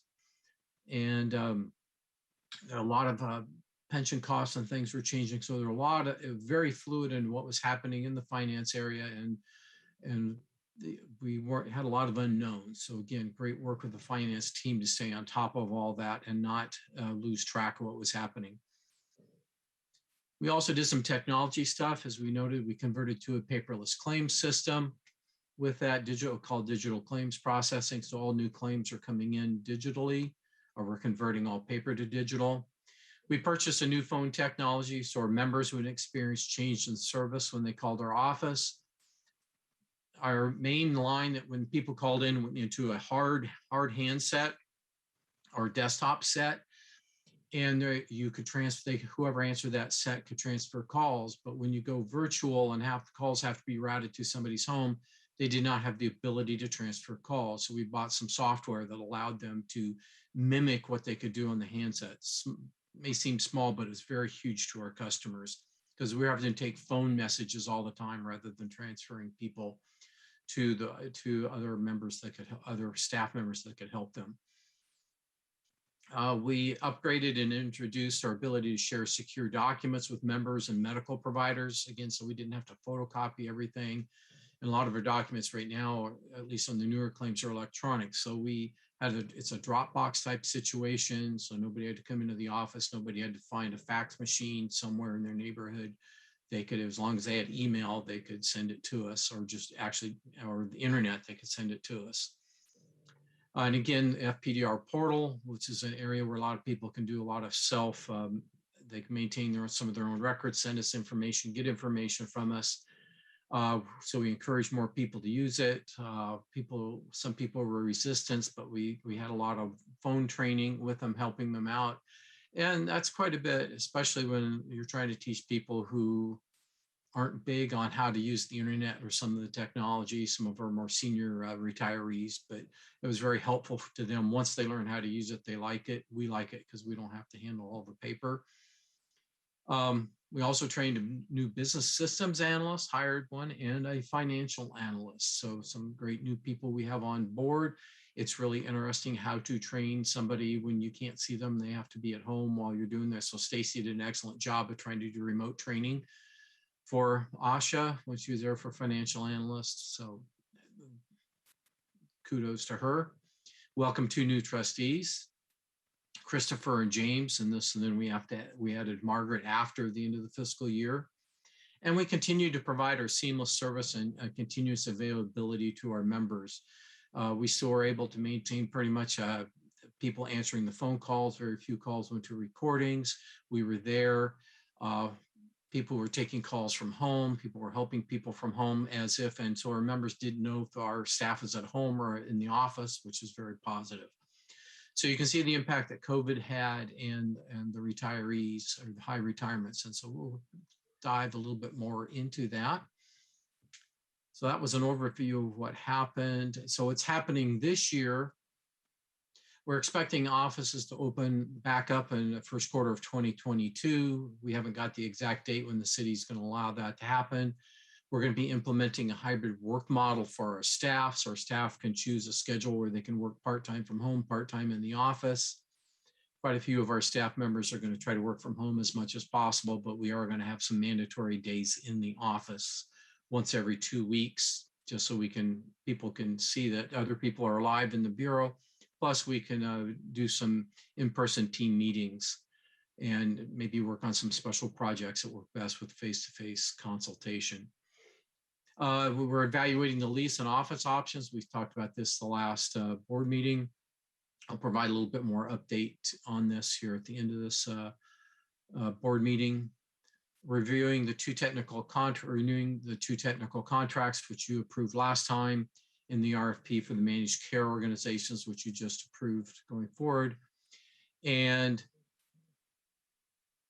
evaluations to removing performance evaluations to an online, not an online. That's got me confused. Evaluation system. So the city's doing that instead of us having to generate a ton of paper. It's all aligned, so we can provide more frequent updates, staff evaluations, and not have to go through the tons of paper we had to do before. So I think that's a benefit both to the managers as well to our staff. So we're going to shift over here and start talking over various topics. And the first set of topics are key performance measurements. And I'll take the first one and Stacy will take several of the other ones. We've always measured percent of workforce on disability at June 30. So this is just a one-day snapshot of a year of how many people of active duty firefighters and police officers are on our disability. As you can see, we're hovering 3.9 up to 4.6, and we're down to 3.2% now, this is very good. I consider this probably a baseline, and I don't expect it to change. What was interesting, if you took this chart back to 2001 to 2005, your percent on disability were at the 8 to 9% range. So if we expanded the chart, you'd see the downward slope coming through the chart with it. So this is something that we worked at, and this is the great work of the disability team of trying to get people back to work, making sure they're getting the proper care. We have different programs we put people into. So this is a good indicator of the work that's happening on the disability team. Switch over to the next measure and turn it over to Stacy. All right. I'm going to talk about the next few slides. Please interrupt me if you have a question. And if I don't see you with your hand up, just start talking. I don't mind if you talk over me. So this slide shows two things in the bars. It shows FPDR retirements from active service each year with the total number of retirements on the left axis. And in the purple line, it shows the percent of the sworn workforce that is now comprised of FPDR 3 members as opposed to FPDR 2 members, with the percent on the right axis. So let me just remind everybody, I think everybody here knows this, but FPDR 3 members are those who were hired after 2006. And FPDR 3 members are covered by PERS for their pensions, but the FPDR fund is the source for paying their PERS contributions. So I always like to show these things together, as Trustee McLeod and Trustee Lehman know, because as the older FPDR2s retire, which you can see happening in the bars, they're replaced by new FPDR3 hires, and a larger and larger portion of the workforce becomes FPDR3 which is why that purple line is going up. So if you look at the purple line, you can see that FPDR 3s are now about 50% of the SORN workforce. So we're about half and half between FPDR 2s and FPDR 3s. That's where we are in phasing in the FPDR 3s.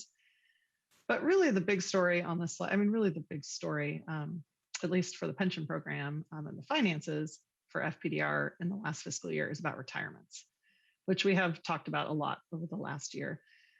We had the most retirements we've had in any fiscal year in FPDR recorded history. We had 99 retirements from active service, plus some additional retirements from disability and earlier vested terminations.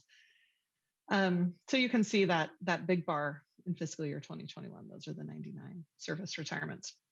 And the board, we've talked with the board a couple of times over the last year, but for the benefit of Trustee Culp, there seem to be several reasons for the exceptionally high retirements of the last year, probably none of which are mysterious to you, Trustee Culp, out there on the front lines. But we had two 27 pay date periods in the last fiscal year.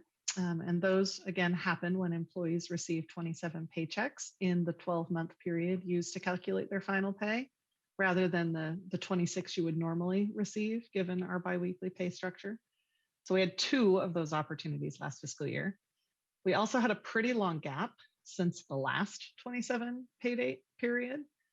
And then, of course, we had the challenge of public safety service during pandemic and protests. We had organizational and financial change at the police bureau. And there were just a lot of reasons for folks to hang up their hats in the last fiscal year.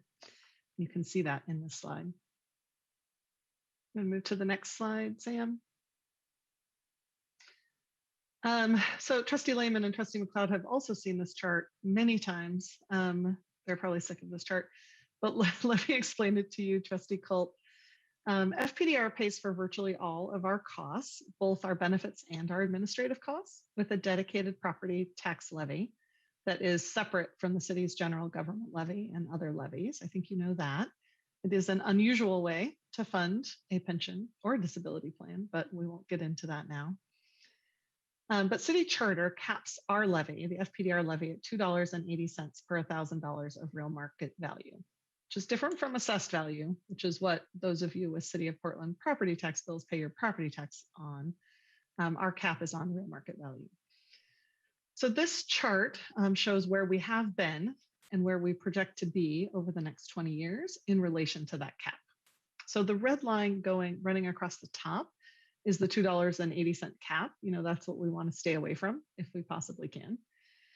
And then running along the bottom, you'll see a couple different lines. The black line that is, I guess it's got dots on it. The black dotted line shows our actual RMV tax rate for the last 5 years. You can see that last fiscal year in 2021, our rate was $1.15. So we're a long way from that $2.80. The green line with triangles, it's got triangles. That is the city economist's forecast of our tax rate for the next 5 years, taking our forecasted expenses for the next 5 years, and then he marries that up to his projections for real market value in the city. And then the next two lines come from our actuaries, come from Milliman. The blue line with the diamonds is what I would call Milliman's sort of their most likely scenario. It's their median probability scenario of what they expect to happen to the tax rate over the next 20 years.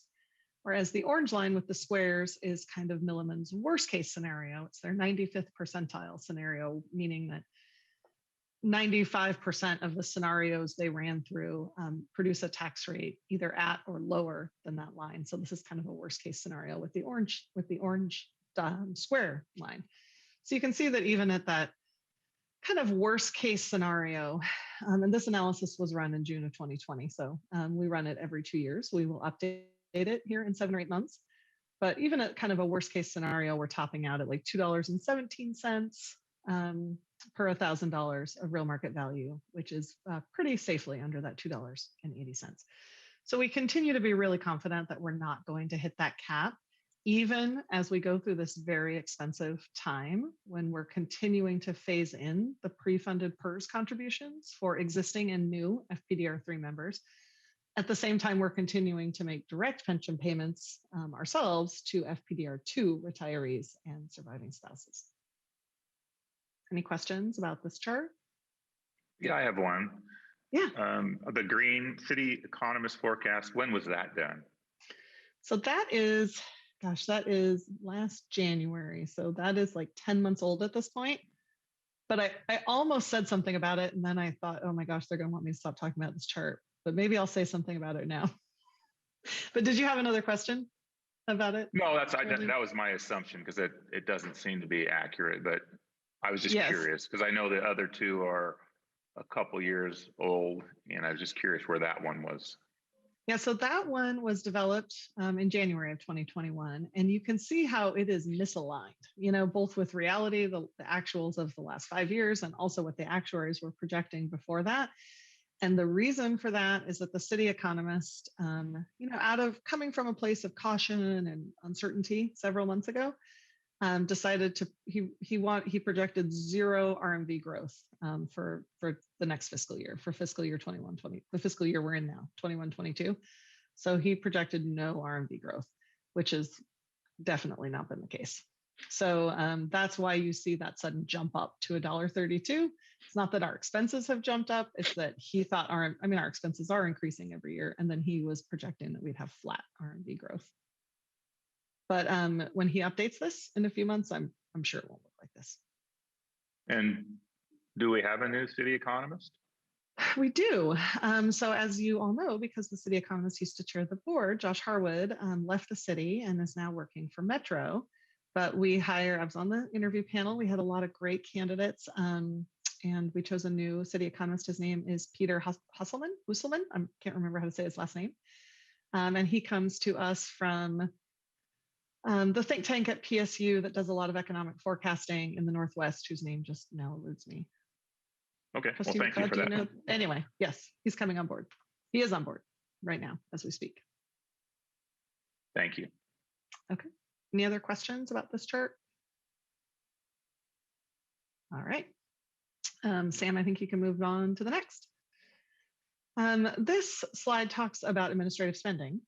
So of course we want to track administrative spending so that we can be as efficient and cost effective as possible in operating the plan.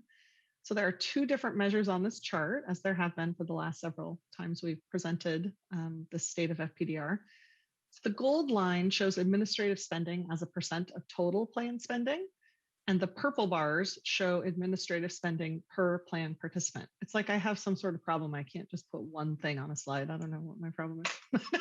But those are 2 very traditional ways to measure administrative spending in any kind of a benefit plan. And you will often see that administrative cost is a % of the operating budget. So I like to put it up there. But in our case, and we've talked about this before, we're going to see our operating budget just go up and up and up exponentially for the next 15 years or so as we continue to phase in 2 generations of pensions simultaneously, one of which is pre-funded and one of which is pay-as-you-go, which just means that, as a % of total plan spending, administrative costs are likely to fall kind of no matter what we do. Even if we buy a solid gold chair, which sounds solid gold chairs, that sounds super uncomfortable. I don't want a solid gold chair. So I think that it's not as useful of a measure as administrative spending per plan participant, because the number of plan participants is relatively stable. So all things being equal, the purple bars should go up more or less in line with inflation, unless we invest in something significant in plan administration, or unless we expand the size of our participant pool, which could happen like if they added a bunch of positions at the police bureau or something along those lines. But I do like to show both of those measures to the board. You can see that administrative spending actually fell last fiscal year in 2021, at least as compared with the prior year. So I do also want to remind everyone that administrative spending is pretty small. So small things can swing these numbers easily. But in this case, we spent a little less on personnel last fiscal year because of the mandatory furloughs that were happening in the first part of the fiscal year. And then also in the prior year, in fiscal year 1920, we had spent some one-time money on improving the database to partially automate the pension estimate process, as Sam was talking about before. So our administrative spending was a little bit higher than usual in 1920. And then we had a little bit lower than usual administrative spending in 2021 because of those mandatory furloughs. Any questions about that slide? All right. Sam, I think we can go forward and I can switch gears and talk about the pension program a little bit. This slide, so I'll spend the rest of my slides talking about the pension program, which I also manage. This slide shows the number of people who received a pension benefit at any point in the fiscal year. So that's retirees, widows, widowers, divorced spouses. The total number of pension beneficiaries are in a table at the bottom. And both the number and the percent that are FPDR1 versus FPDR2 are in the bar chart. So again, Trustee Culp, you might not know about this. FPDR1 members, those are the really old plan members. They're folks who are either already retired or on long-term disability in 1990 when the FPDR2 plan was created. So, and the FPDR3 members are those hired after 2006, and the FPDR2s are everyone who came in between. So our active population is a mix of FPDR2s and 3s, but our retired population is a mix of FPDR1s and 2s. So you can see, that the FPDR1s who are in the purple are a declining percent of our population because they're older and mortality is impacting them more. And our FPDR2 population in the tan bars is continuing to grow because there's not significant mortality in that population yet. Well, there's some, and we also keep adding new FPDR2 retirees every year. So that tan bar just gets bigger and bigger. So the number of pension beneficiaries jumped quite a bit this year as compared with the past. We went from 1,874 pension beneficiaries in 1920 to 1,935 last year in fiscal year 2021. But that makes sense because we had so many new retirees last year, as we were just discussing. And I thought some of you might be wondering about deaths, since we have just come out, well, we are still in, I suppose, a pandemic. We did have about 70 deaths. We had not about exactly 70 deaths last year. And that compares with our average of about 61 annually over the preceding 5 years. So that is about a 15% increase in deaths. So we did see more than the usual number of deaths, but it was just totally swamped by the huge number of retirements last fiscal year. You can go to the next slide, Sam. So now let's take a look at our active population. This slide shows the total number of active. So active, by that I mean they're working right now. Fire folks like Trustee Lehman and Trustee Culp. This is active fire and police members on June 30th of each year. So I still have FPDR2 is in the tan or the beige bars, and now the purple bars are FPDR3 members. So for years we've been talking about when FPDR3 would be the majority of the SORN workforce, and last year's retirements, basically got us there. The workforce is now perfectly evenly split, 50-50 FPDR2 and FPDR3. If you dig into that, it's a little, different at police versus fire, but we're essentially at a half and half place at this point because of all those FPDR2 retirements last year. But of course, the thing this slide really shows is the overall decline in the size of the SORN workforce. You can see it started dropping a few years ago, like back in fiscal year 12-13, and it kind of leveled out starting in 15-16 at around 1,500, kind of stayed at that mark for several years.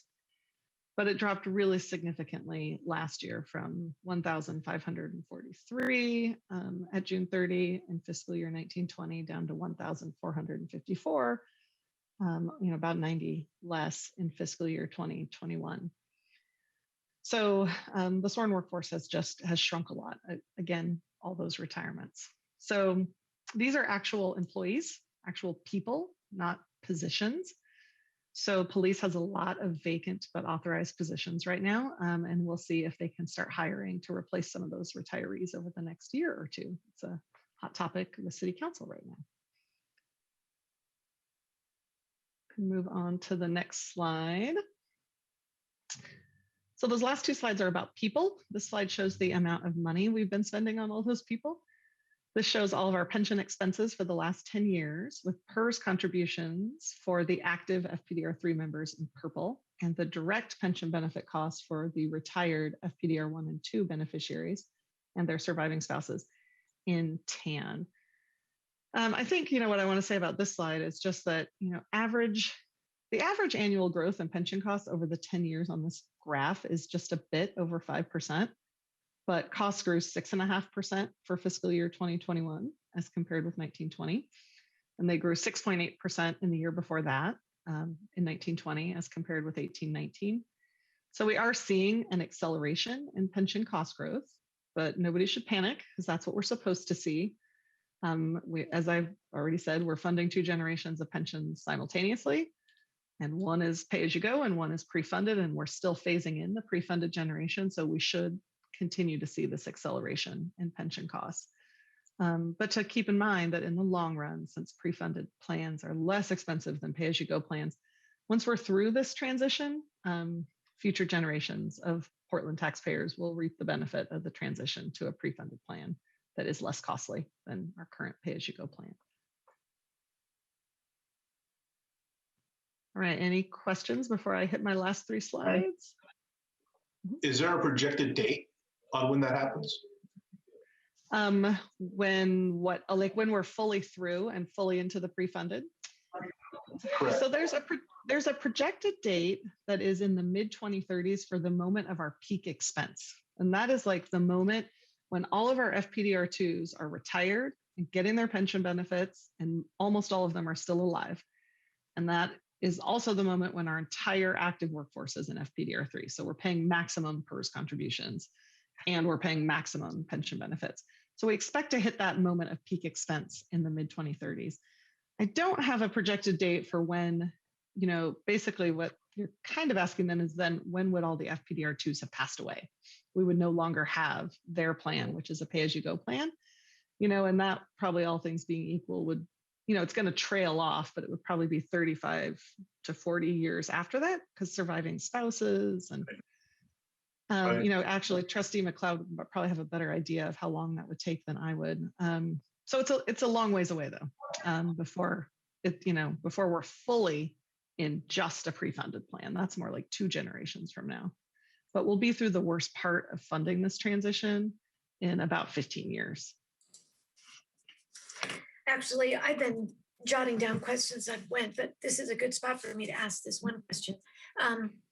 If an FPDR2 employee left but didn't retire, just didn't start their benefit right away, just left on a vested basis and returned to active service, would they resume status as an FPDR2 or would they be 3? They'd resume FPDR2.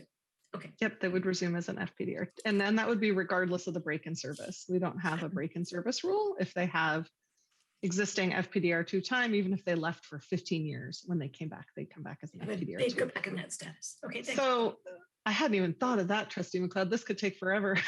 We could have FPDR2s for a long time.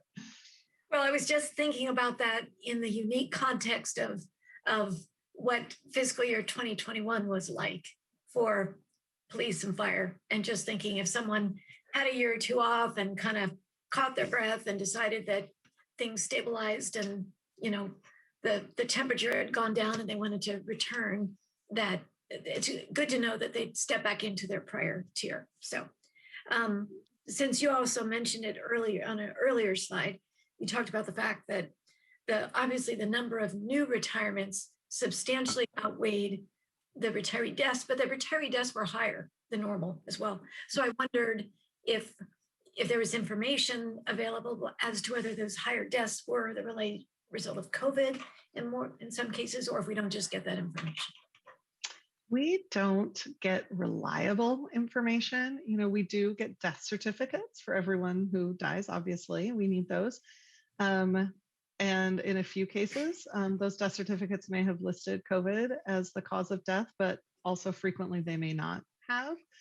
And so we just don't feel like we have reliable data. I think we're in the position of everyone who kind of works in this field right now of just surmising that we are, with that sudden spike, that we are capturing, that COVID spike, but we don't know that, for sure with documentation.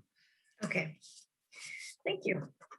Yeah, no, two really great questions. And you will see a slide coming up. You may have seen it if you flip through the presentation about resignations, because we also had a lot of resignations. And so we will, in addition to the 99 folks who retired, we're going to see over the next couple of years a lot of vested terminations coming onto our rolls as they become eligible for pension. So we've been building that into our pension budget right now. It's a really large number of those as well. All right, any other questions before I move on to these next couple of slides? Nope, okay. So you guys have seen, or Trustee Culp hasn't seen, but Trustee McLeod and Chair Lehman have seen in the past versions of these other slides. So I just wanted to use these last 3 slides that I'm going to talk about to highlight what was really unique about the last fiscal year. And you've already heard about it so much, you probably don't want to hear about it anymore. But massive retirements, it really was the big news in the pension program last year. So I thought it was worth one more slightly different look. And you guys know me, I can't stop playing with PowerPoint slides. But the earlier slide showed service retirements broken out by police and fire. And this just shows service retirements in total. So it kind of takes out some of that detail. And it also just shows retirements going all the way back to when the 27 pay date look back was created, since that is now a major driver of retirement timing. So as Sam alluded to, in 2008, the board clarified its interpretation of the look back period for final pay in such a way that it now occasionally produces 27 pay dates in a 1-year look back period rather than the usual 26. And retiring in those magic months increases your pension.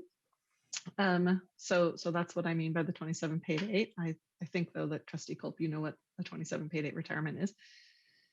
But on this slide, each year's retirements are represented by a circle, which is sized to be in proportion to the number of retirements that happened in that year. And as you move from left to right, you're moving through time. The first circle on the left with 72 retirements is for fiscal year 0809, which was the first year we had a 27 pay date retirement month.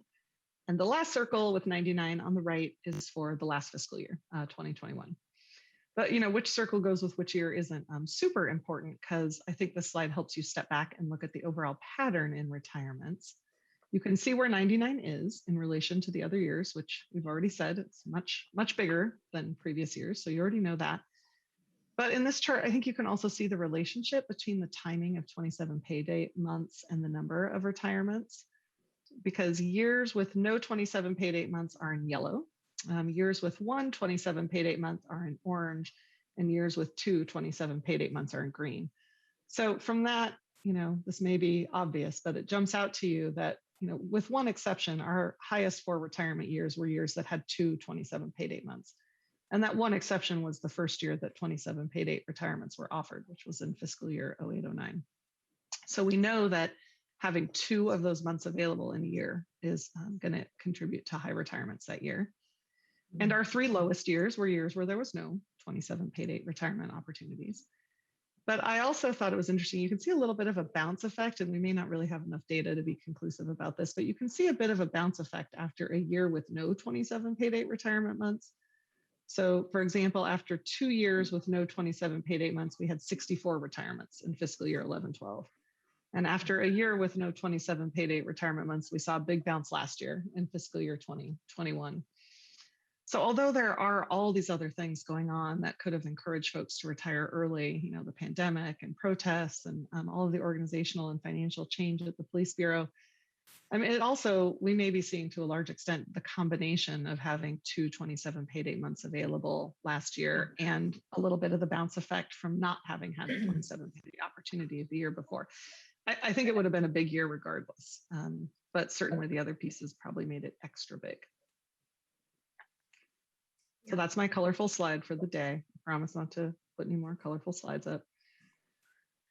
Stacy, can I ask you a question? Or are you sharing this information with the bureaus? I know they have it on some level themselves, but and I think of it for forecasting and hiring, and they're always behind, it seems like, in hiring because they can't figure out when people are leaving. And I think we have a pretty good group of information here that needs to be, I think, used so they can forecast and have the right amount of people going through training and ready to go it's a gamble on some level, but I think it's pretty good information that can use to their benefit if they'd like to. And do they request it from you, or do they gather it in their own way?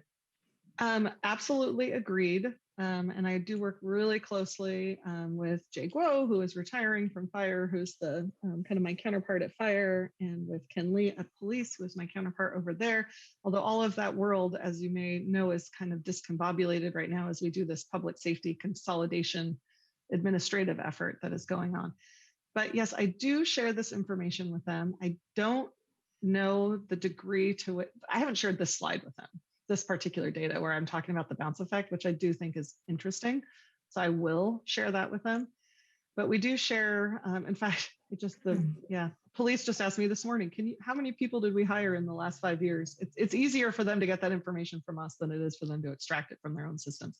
So they ask us for that information all the time, hires, retirements, all of those things. And I also share our actuarial assumptions with them, because there's a lot of useful stuff in there for them as well about what their washout rates are and what their disability incidence is.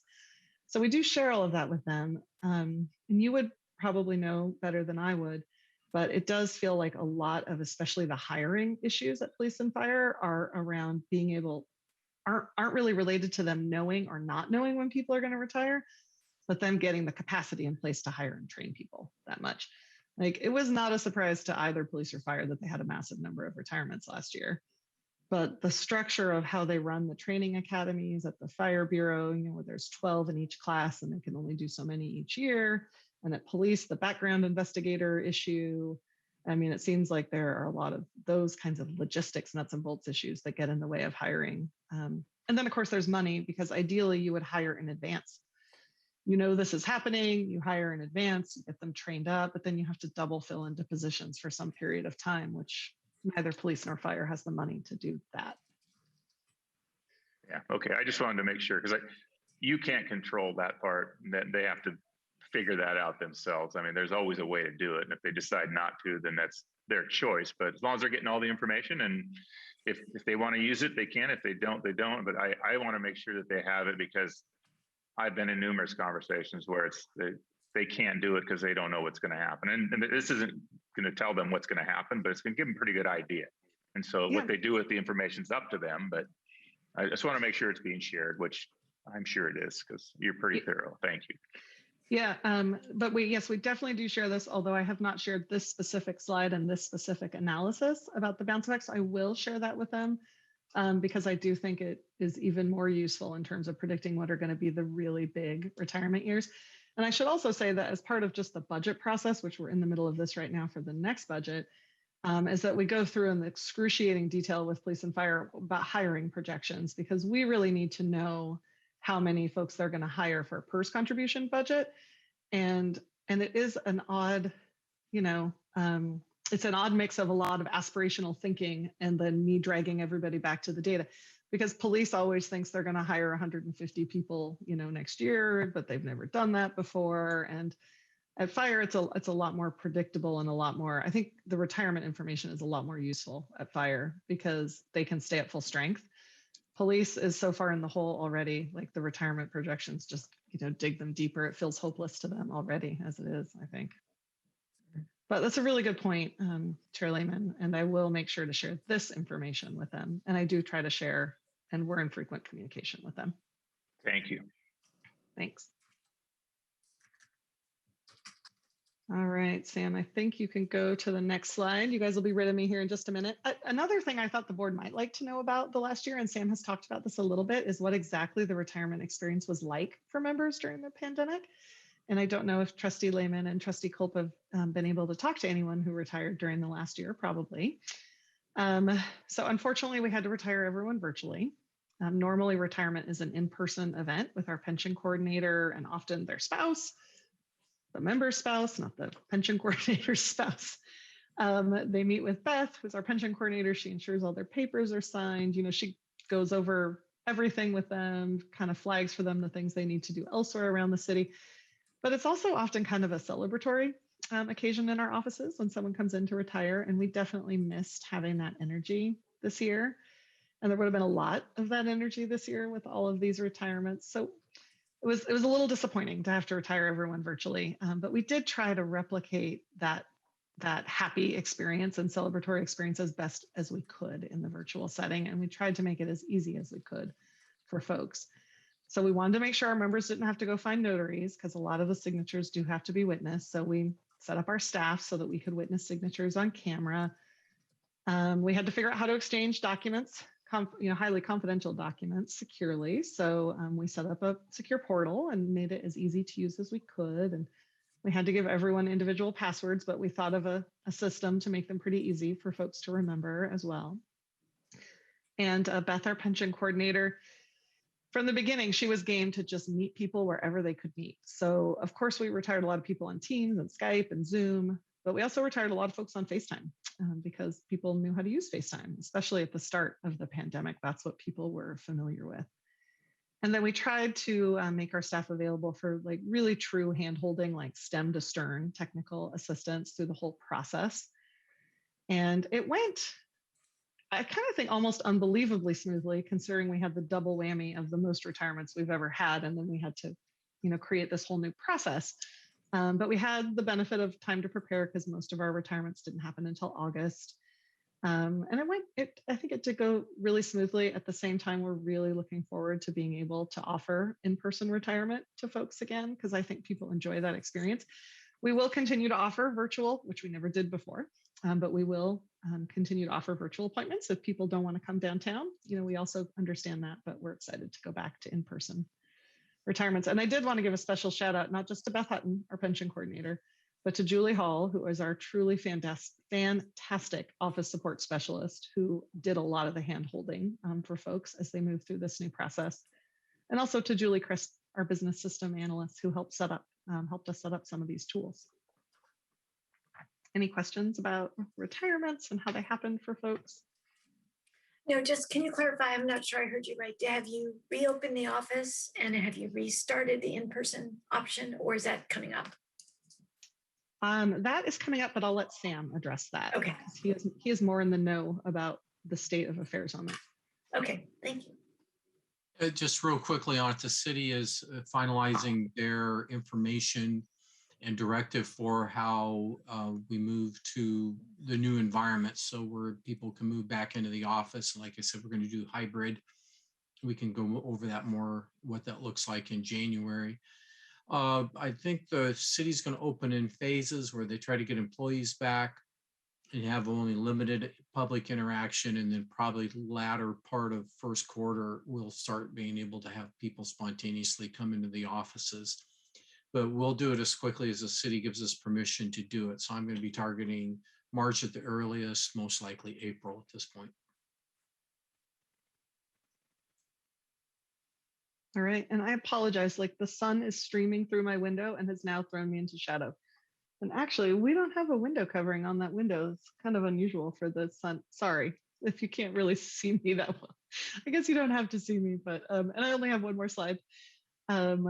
If there are no other questions, I'll move on to that. And this is what, Trustee McLeod already alluded to when she was talking about resignations and vested terminations. So in this very last slide about the pension program, I did just want to highlight that.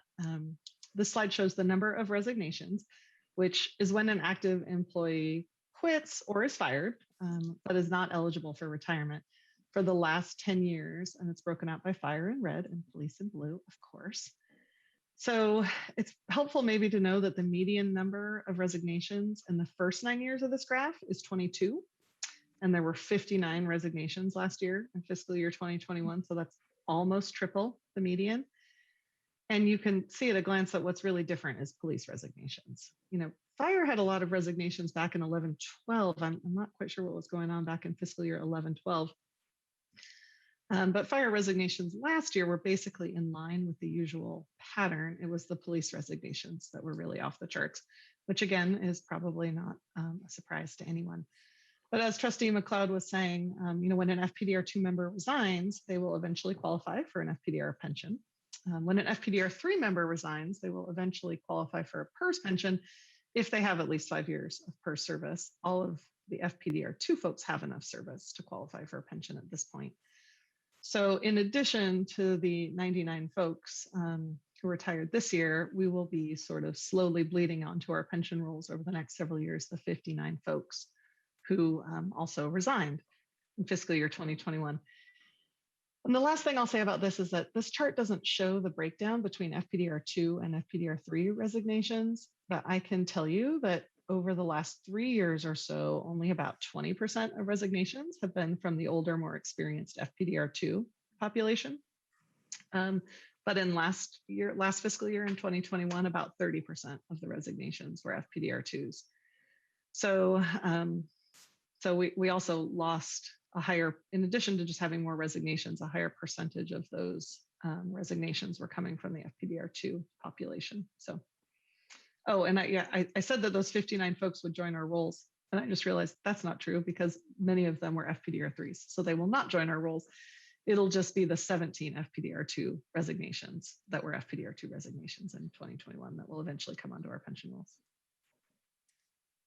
Stacey, I have a question too. Going back to the 27 pay periods, does the month in which someone resign as opposed to terminate, does the month in which they resign also lock them in or not to a 27 pay period final average pay? It sure does. It sure does. So that same 27 pay date timing drives resignations as well. Okay. I mean, and for some, we see a lot of folks who, if they're not going to be eligible, like their eligibility to retire is just a couple months away from that 27 pay date month, then they'll resign in a 27 pay date month. And there was some of that this year, but there was just more flat out resignations this year. And then they take advantage of the 27 pay date, but they'll have to go, they won't start their pension for quite some time. Sure. But some of the potential future impact of a 27 pay period salary or final average pay is going to be affected not just by new retirees, but by vested terminated members. Yep. Okay. Yep. Exactly. Thanks. Great. Very good point. Before I turn this over to Kim, I think I'm turning it over to Kim. Are there any other questions for me? Although, of course, you can ask them later as well. All right. I'll turn it over and try to fix my blind so you can see me again. Thank you, Stacey. And just thank you all for hanging in there. We know that the State of FPDR presentation provides you a lot of information, and we are happy to do that. And I am just looking forward to covering the disability program highlights over the past couple of years. As Sam has mentioned, COVID is the issue of the moment, or has been for the last couple of years for us. I'll cover that data. And after I go through that data about COVID, we'll talk about the work we've done in our program to administer expanding benefits granted to our members. Certainly the new rules tied to the COVID claims resulted in the analysts handling claims under those new rules and us working with them to do that. But we've had a lot of other rules imposed on us, as you know. State legislation, which was adopted by council for post-traumatic stress disorder and acute stress disorder, is something we also started administering over these past few fiscal years, as well as specific heart and lung diseases. So I'll also talk about medical savings.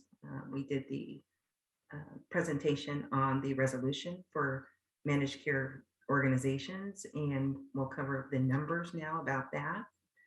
And then as we go through a number of slides, we'll talk about our shift to handle COVID claims in the setting of the pandemic, our work to administer the claims digitally, and to continue to provide service to our members as we've done that. But the next few slides that I'm going to go over with you are all about the numbers. And we'll talk about COVID, and you'll see that it dominated those numbers over this past fiscal year. And we'll talk about the great work that we've done to administer those claims. Sam had mentioned earlier that we processed or administered over 300 COVID claims.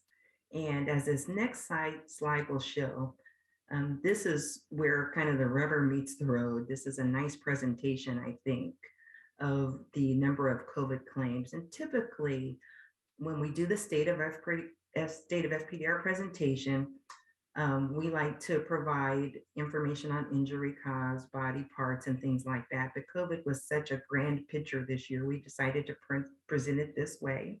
And so we have this broken down by fire and police.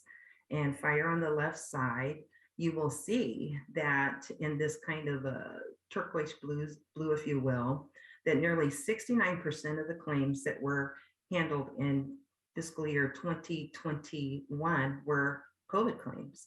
And this is, and we like to present, just I'll back up a little bit on that, the COVID being the most visible here. But what we like to do each year is present the top 5 causes of injury to our members. And so that's what we have here, and I'll go over that.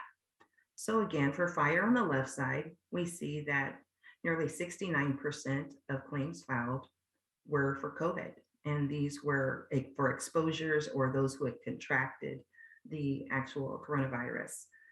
And we see that 13% of the claims filed in that kind of blue there, that kind of lighter blue, were caused by more typical injuries. And those are the lifting, the things that they're doing out on the scene of fires and things like that. We have 7% caused by overexertion and slip and trip type injuries. And then we have about 4% of the injuries were caused by push-pull events. The smaller numbers here this year, COVID certainly overshadowing everything, but our firefighters are going out on calls. They're doing the kinds of things, the lifting of patients and things like that, that still result in those types of, or caused by the kind of lifting injuries and things like that that we see here.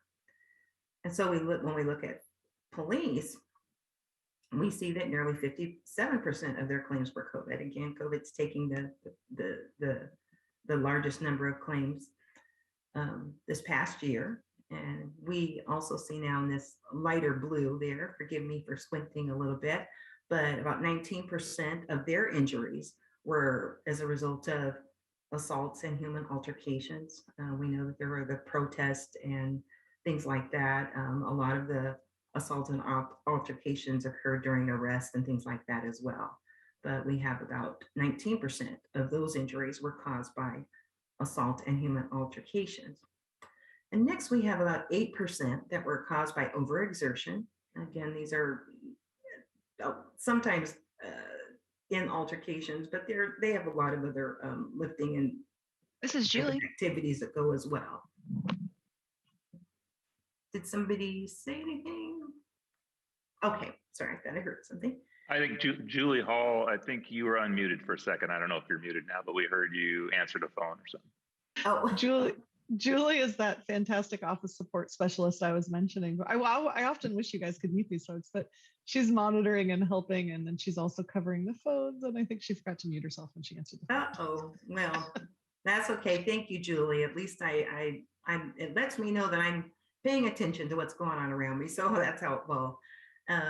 So as we get back to police, and in this beige area, we see that nearly 7% of the injuries were caused by slip and trip type events, and tied for last for about 5% of their claims were claims involving stress and PTSD and motor vehicle accidents. Those were tied for the about 5% of the causes of injuries to our police officers. I am happy to report that while COVID has certainly been the most cause of claims filed, that there have only been 2 long hauler COVID claims, and those 2 members recovered well as the other members. We've been very fortunate given the number of deaths that we know have been associated with the virus. So next slide, Sam. So Sam has shared this chart with you all before, but I thought it was worth sharing again because it shows a timeline of our receipt of COVID claims. You'll see that starting March 2020, that very few COVID claims had come in. And this was helpful for us because we were all experiencing that transition from working in the office to working remotely. But you will also see that between October and November is where that real spike in the receipt of COVID claims occurred. And there were times when we were receiving 20 COVID claims a day. And what this resulted in was just a tremendous amount of work for the program, for our staff, to get those claims in and administered. And is just, again, I thought a really good chart to kind of show you what we experienced as we worked through the pandemic with that height. And then things have since trailed off in the number of claims received. So next slide, Sam. So now this is something we typically present at the State of FPDR presentation. For you, Chris, this will be new, but this slide it represents the number of claims filed by fiscal year. So I'll orient you to the slide. The black line at the top is the total number of claims filed, the combination of police and fire claims filed each fiscal year. And then we have the fire claims represented in red and the police in blue. And we can see certainly the number of the most obvious is a spike in the number of claims filed from fiscal year 2020 to 2021. We have 331 claims filed fiscal year in 2020, 536 2021. So that is an obvious spike.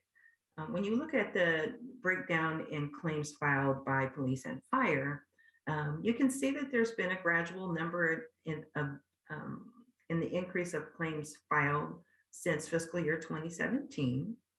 For police in blue, you'll see that there was actually a decline in the number of claims filed from their peak in fiscal year ending 2016 to 2019, and then 2020, where there was just a little hike in the number of claims filed. But again, this is just another representation, another visual of the impact of COVID claims on our plan, because prior to 2021, our claim numbers had pretty much been steady or around the same numbers for the several years, with the exception of our peak in fiscal year 2016.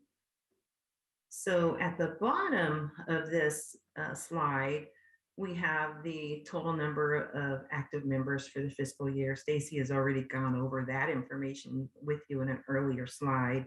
And what it just, again, reiterates is just the decline in the number of active members. Stacy talked about the retirements and terminations, but that just means we have fewer members who are accessing the disability benefits. So Sam, if you could do the next slide. Well, this is something the membership and I think the trustees are interested in every year. And these are our approval and denial rates. Forgive me, this is rather small print, but if you look at the very top bit of information here, you'll see that for fiscal year 2021, nearly 93% of claims filed were approved. We have about 3% of the claims filed that were denied, and the remaining cases were claims where the claim was incomplete, which means the member did not complete the application process, perhaps they didn't treat, or a claim was withdrawn. And that is a scenario where a member has filed a complete application for disability benefits, but decided not to pursue the claim. The remaining number of claims for 2020, which I think is about 1.68, slightly 2%, were claims that were pending at the time we've collected this data. And you can see for fiscal year 2020, fiscal year ending 2020, that about 85% of the claims were approved, almost 8% were denied, followed by, it looks like about less than 1% that were incomplete, and another 6.5% of those claims that were withdrawn after the member filed the application for benefits. We decided to show you that kind of 100% total this year so that you could see where the percentages land. And so I hope that's helpful for you. One of the things that I like to express as we go through the approval and denial rates is that it is really important to our program and to our mission to serve our members that we make the right decision We do not look to deny claims.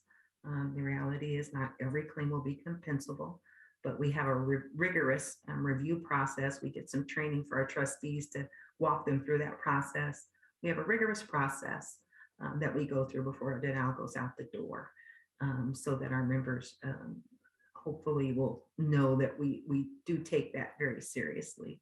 But I am happy to report, if you look at the claim approvals over time, the majority of our claims are approved when filed by the membership. Any questions so far? Okay, so the next slide. So days to claim decision, another thing that is important to our membership, certainly to us as well. We work to adjudicate these claims as quickly as possible after claim receipt. So we're looking at fiscal year 2021, that's to the far right of this slide. We see that 252 claims were decided in under 30 days. That means they filed them, we've got a complete application, and we've made a decision within 30 days. In the setting of a global pandemic, in a setting of all that has transpired, this is really good, I think, from my perspective. We have 210 claims that were decided within the 31 to 60 day range, 44 that were decided within the 61 to 90 day range, and then 15 that were decided in over 90 days. Certainly COVID played a big role in our ability to process claims quickly. And while we did so in a great majority of them, the sheer volume contributed to some delays.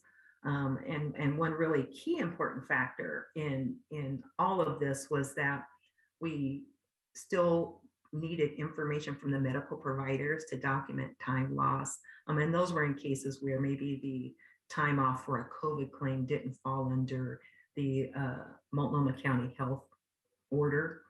And so in cases where we needed medical documentation from providers, the doctor's offices were also pivoting to working remotely or to reducing their staff sizes and to reducing the number of people in offices.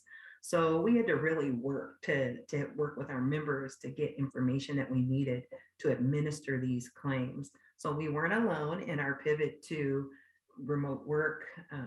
Most of you, I'm sure, have heard that the doctor's offices, the hospitals, and that reduced the number of surgeries. They were only doing, very, needed surgeries. Anything that was routine or non-emergent, they weren't even doing those. So we also got caught up on that in the administrative side of our claims handling. So we'll go to the next slide, Sam. So this next slide is just a good overview of the total disability cost by fiscal year. The total disability program costs include disability, medical, member reimbursements, and other disability costs.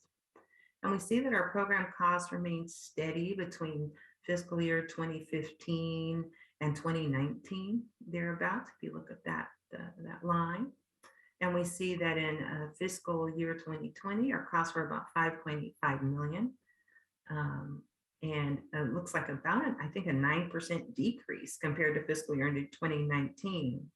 And in fiscal year ended 2021, we see the increase from 5.85 to 7.28 million in disability cost.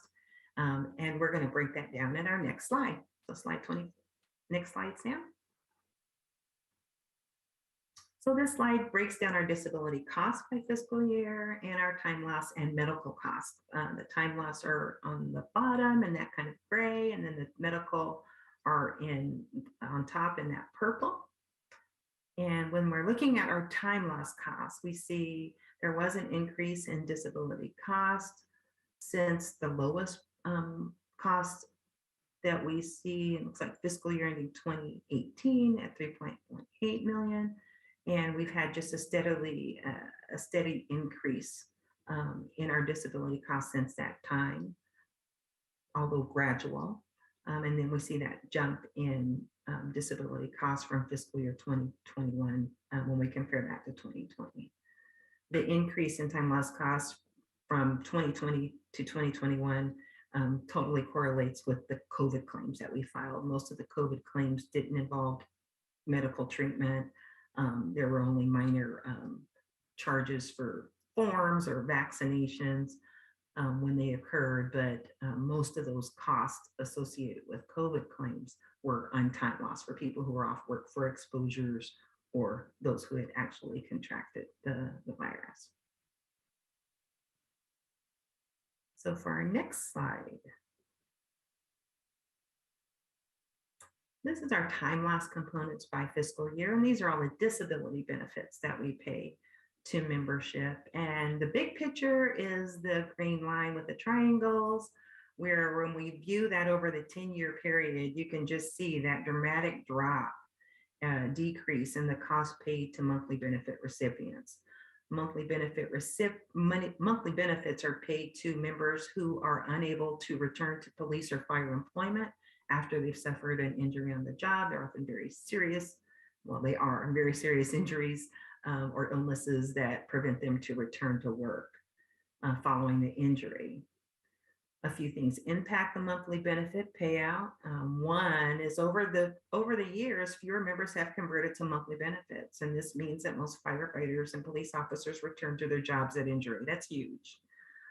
But there are other impacts and that support or show that in the decline. And that is that monthly benefit recipients have reached retirement age and have transitioned onto a monthly pension benefit. And so they're no longer being paid a disability benefit. So the biweekly disability benefit represented in blue here, the blue line with circles, shows that our disability benefits increased dramatically compared when we look at 2020 to 21. Again, this is the effect of paying disability benefit for members who were on COVID claims, the increase in COVID claims. Other than that, our last peak in the cost and payment out of disability benefits occurred in fiscal year ending 15-16. And from about fiscal year 2017 through 2020, there have been a little decline in the disability benefits paid, but is generally steady.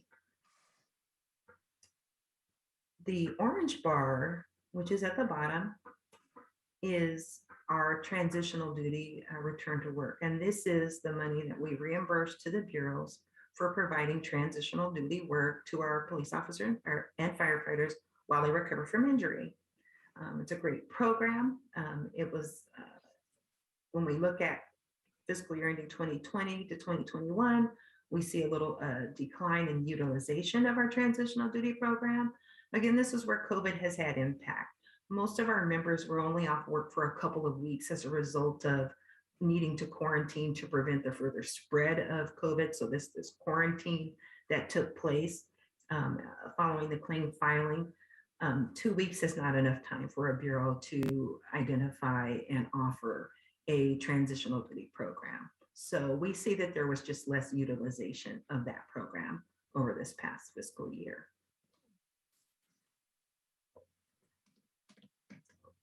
Next slide.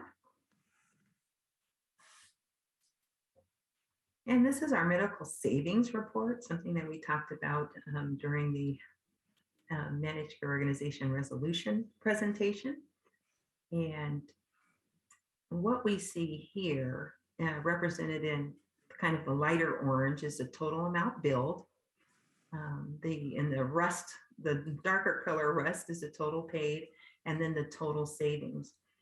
One of the things that I didn't do this year was have another bar for the managed care organization savings. We'll talk about that.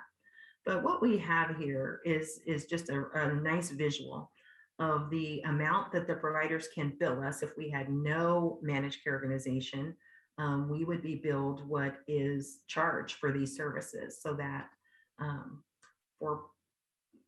4.7%, I think, 4.57%, 4.57 million that was billed was reduced. And we paid 2.89 million or 63% of total billed. And the amount, and that first reduction is because of our affiliation with the managed care organizations and the cap of the Oregon fee schedule. And so the rest bar is just the difference between those two. So you see that a good majority of our savings is tied to our utilization of MCOs and the limits of the Oregon fee schedule.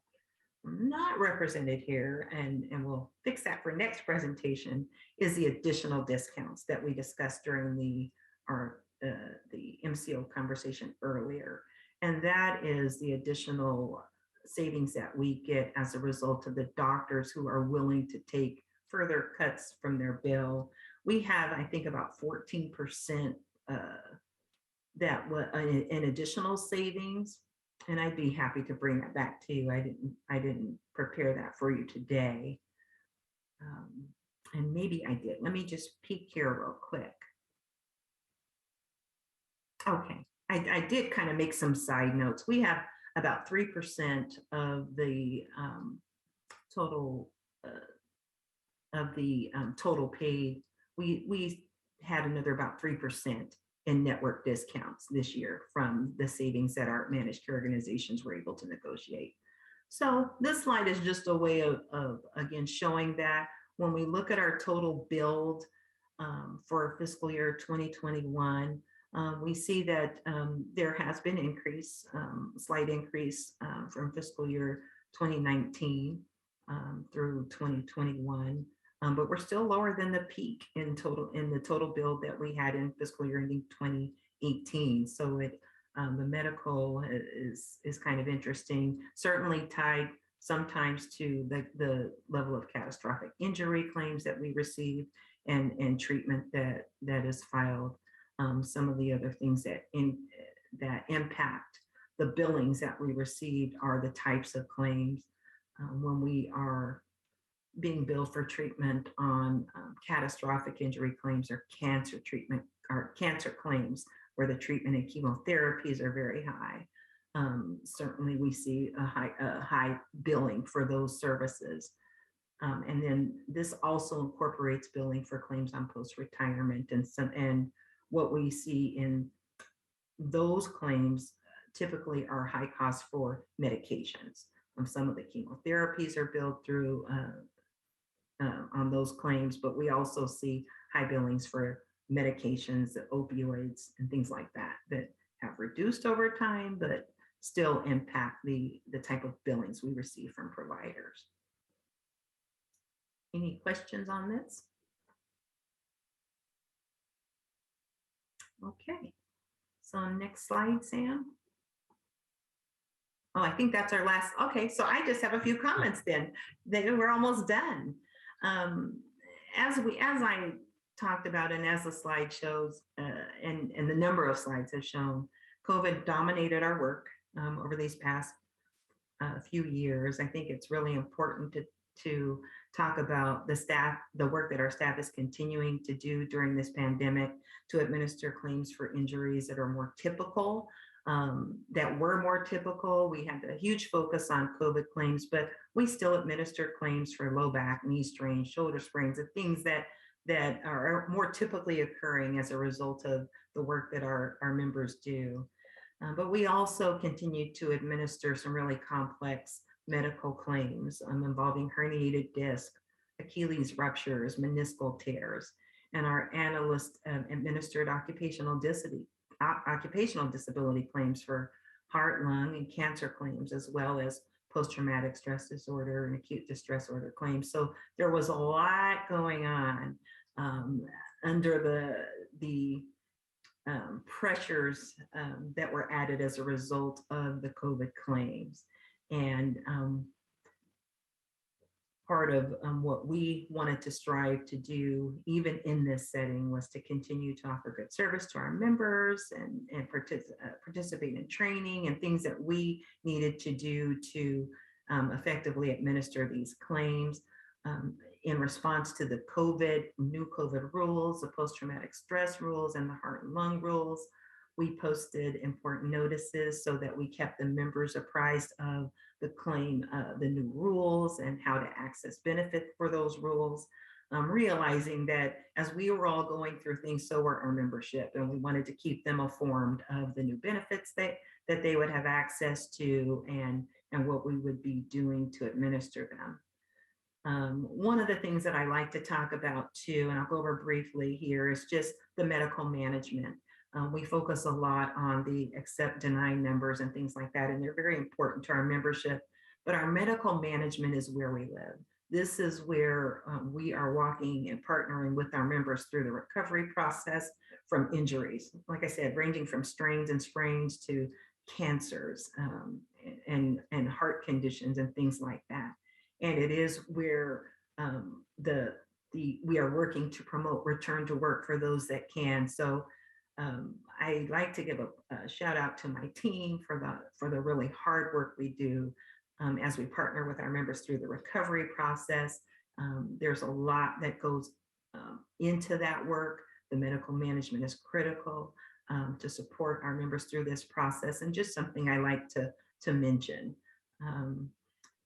But one of the other things that I would say too was just the digital processing. We went from handling paper to handling claims digitally. And this means literally each piece of paper that comes in, every chart note, every bill that we get from providers has to be named and placed in their appropriate folder. So our staff was going through an awful lot of transition. Our whole program was over these past couple of years. And so with the help of our business systems analysts and the effort of the team, I mean, it was just a whole team effort from every angle. We were able to get through this time, and I'm just want to say thank you to the team for the work that they've done.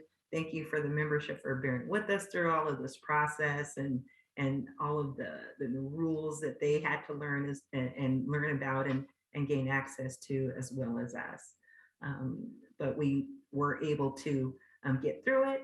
We did some debriefs so that we can look at what went well through these processes, what do we learn from these processes, and some of those things that we may share in the future.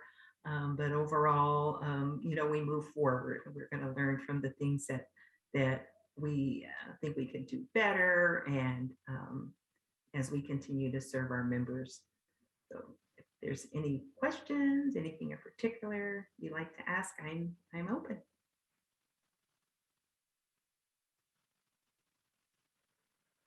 I don't have any questions. Do any of the other trustees? Hearing none. Thank you very much, Kim. Very good presentation, very thorough. Catherine, did you have something? No, I just was slow on saying no questions. Thank you. Okay, very good. Well, thank you, Sam and Stacy and Kim, for all of your presentations. If we're done with that one, we'll move on to information item number 3, summary of expenditures. I bet this is Stacy. That's a good guess. I know it's a long board meeting and there's not much to talk about, so I will just say briefly, you'll notice that we haven't spent any money on FERS contributions yet this year. And just a reminder that that's because we reimburse the fire and police bureaus for those quarterly. So you will see those coming in October or November, as long as we get billings in a timely way from police and fire. You'll also see some negative tax revenue, which you're probably thinking that can't be good, but that's an accounting issue. We have to do an accrual every year, and we just haven't received enough actual tax revenue to offset the accrual. Which I realize that's probably Greek to you guys, but I just didn't want anyone to be alarmed. You would see that every year at this time, negative tax revenue. And that's all I'll say about the board expenditure report, unless there are questions, of course. I don't think there's any questions. Thank you very much for that. And we're moving on to number 5, FPDR updates. I bet this one's Sam. Yeah, yep, okay, I'm off mute. Yes, that's definitely me. I'll try to make it fast, just a few topics to cover here. So we have the COVID-19 vaccination requirement for City of Portland volunteers. Bringing this up to you now because we'll spend more time talking about it at our January board meeting, but I'm bringing it up because you may see this published in the news in different places. The city has a vaccine requirement for people who volunteer for the city of Portland that are not employers. So those three of you, that would be James, Catherine, and Margaret, who are not city employees, are considered volunteers. And so this new policy will apply to you. In order for you to participate in in-person meetings, you must be vaccinated or have a negative COVID test prior to the in-person meeting.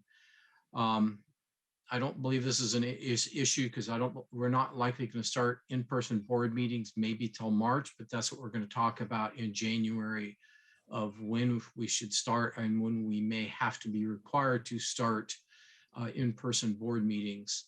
So I wanted to let you know this is out there simply because it may hit the news that does impact the citizen people.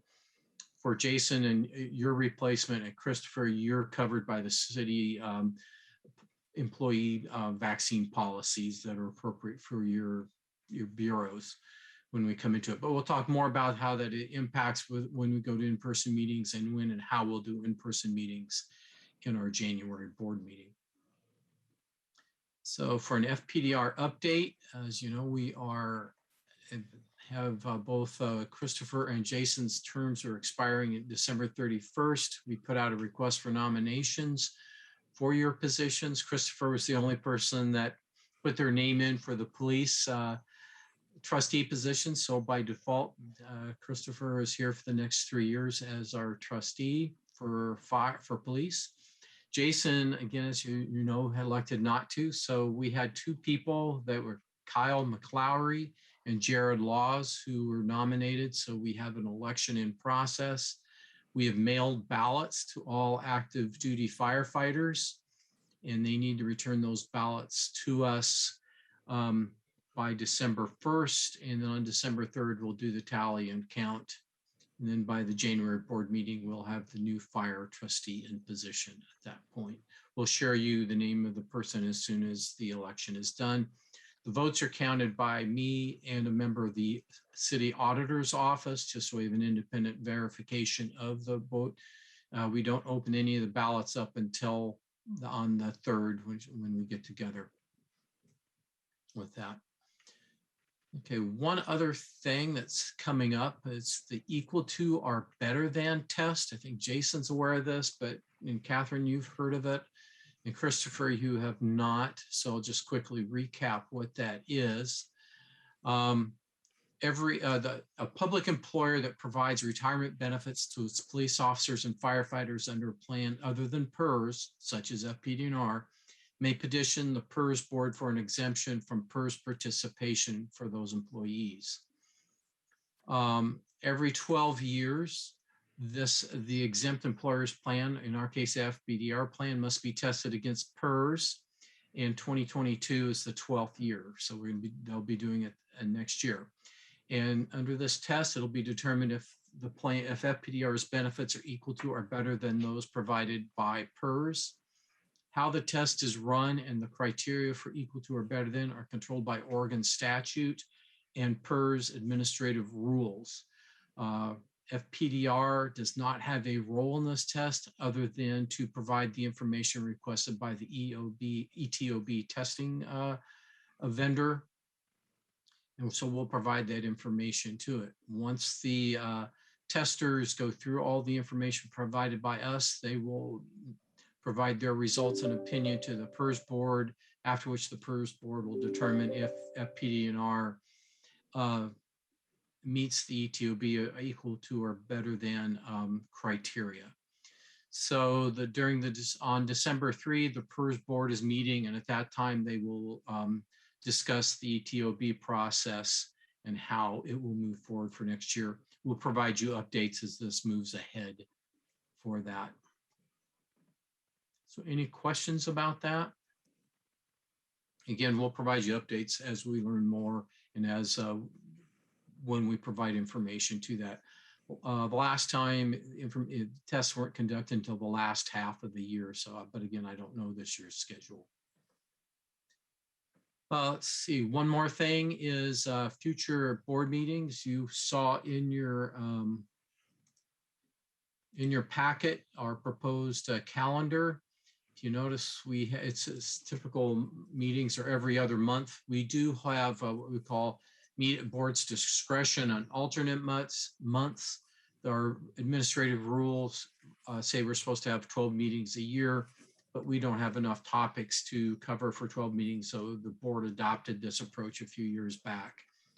The off month where it says meet at board's discretion, a board meeting could be called, but we've not done that in the past 5 years or so. So in January, we'll introduce a new fire trustee. We'll review, Stacy will produce a presentation for the budget and ask for your approval. We are looking for an office lease approval, our new one, and we'll go over a big presentation of what's happening with the office lease, where we're going, the costs, et cetera. And we'll also talk about future board meeting locations. Will they be in person? When will they go in person? From there. And then March is when we'll start the FPDR 2 benefit adjustment. So that's what we have there. Any questions about those last few topics? If not, I think we're done. All right. Well, before we go, I just want to say thank you for all the kind words that everybody said at the beginning of the meeting. I think it's the first time I lost my composure during a meeting in my 10 years, but at least if I'm going to lose my composure, I'd rather do it that way rather than something a little more negative. But I really appreciate it. That was unexpected. It's great. Thank you very much. It's been nothing but a pleasure. You know, it's not the most glamorous job in the world, but I think it's super important. And I appreciate that everything you all do at the fund and for the city, for the citizens, and especially for our members. It's a great system that we have for our members. I'm glad that it's done here at the city and it's personable. And like I said, it's been an honor. I appreciate all the hard work that you're going to continue to do, and the trustees. Chris, you've already, picked up on it. You're going to do great. You've already done a good job. Catherine, been a great partner on the board, level-headed, great decisions, very knowledgeable of a lot of stuff. So I appreciate everything you've done for our members. For me to, I guess, thank you from them. I appreciate all the hard work you've done for our group too, the police officers and the firefighters. So, and the staff at the attorney's office, I know we've had some conversations that not necessarily heated, but we don't agree all the time. But like you said about me, I appreciate your professionalism and listening to kind of a opinion of a layperson. I mean, I know it's sometimes we don't get it all, but I appreciate your patience and your professionalism with us. So thank you very much. And Sam and your staff, everybody there, great job. Thank you very much. Continue the good work. And I look forward to, being more of an observer. I still might show up every now and then, maybe not, but I think I will kind of tune in just to see what's going on. So thank you very much. And good luck to everyone. Thank you. And don't forget. You bet. And don't forget, Chairlehman, you will have to show up to retire someday. So, yeah. So we will get you then. Perfect. I'll be there. So with that, unless anybody has anything else they'd like to add to the meeting, if not, then I will adjourn the meeting. I don't think we can, I guess, if somebody would like to make a motion to adjourn the meeting, I would accept that. We don't need it? Okay, perfect. We got a motion. I'll second it. Okay. All those in favor say aye. Aye. Aye. Meeting's adjourned. Thank you very much. Have a great day, everyone. You too. Best to you, Jason. Thank you. Thank you. Thank you very much. All right. Bye, everyone. Bye, everybody. Sure.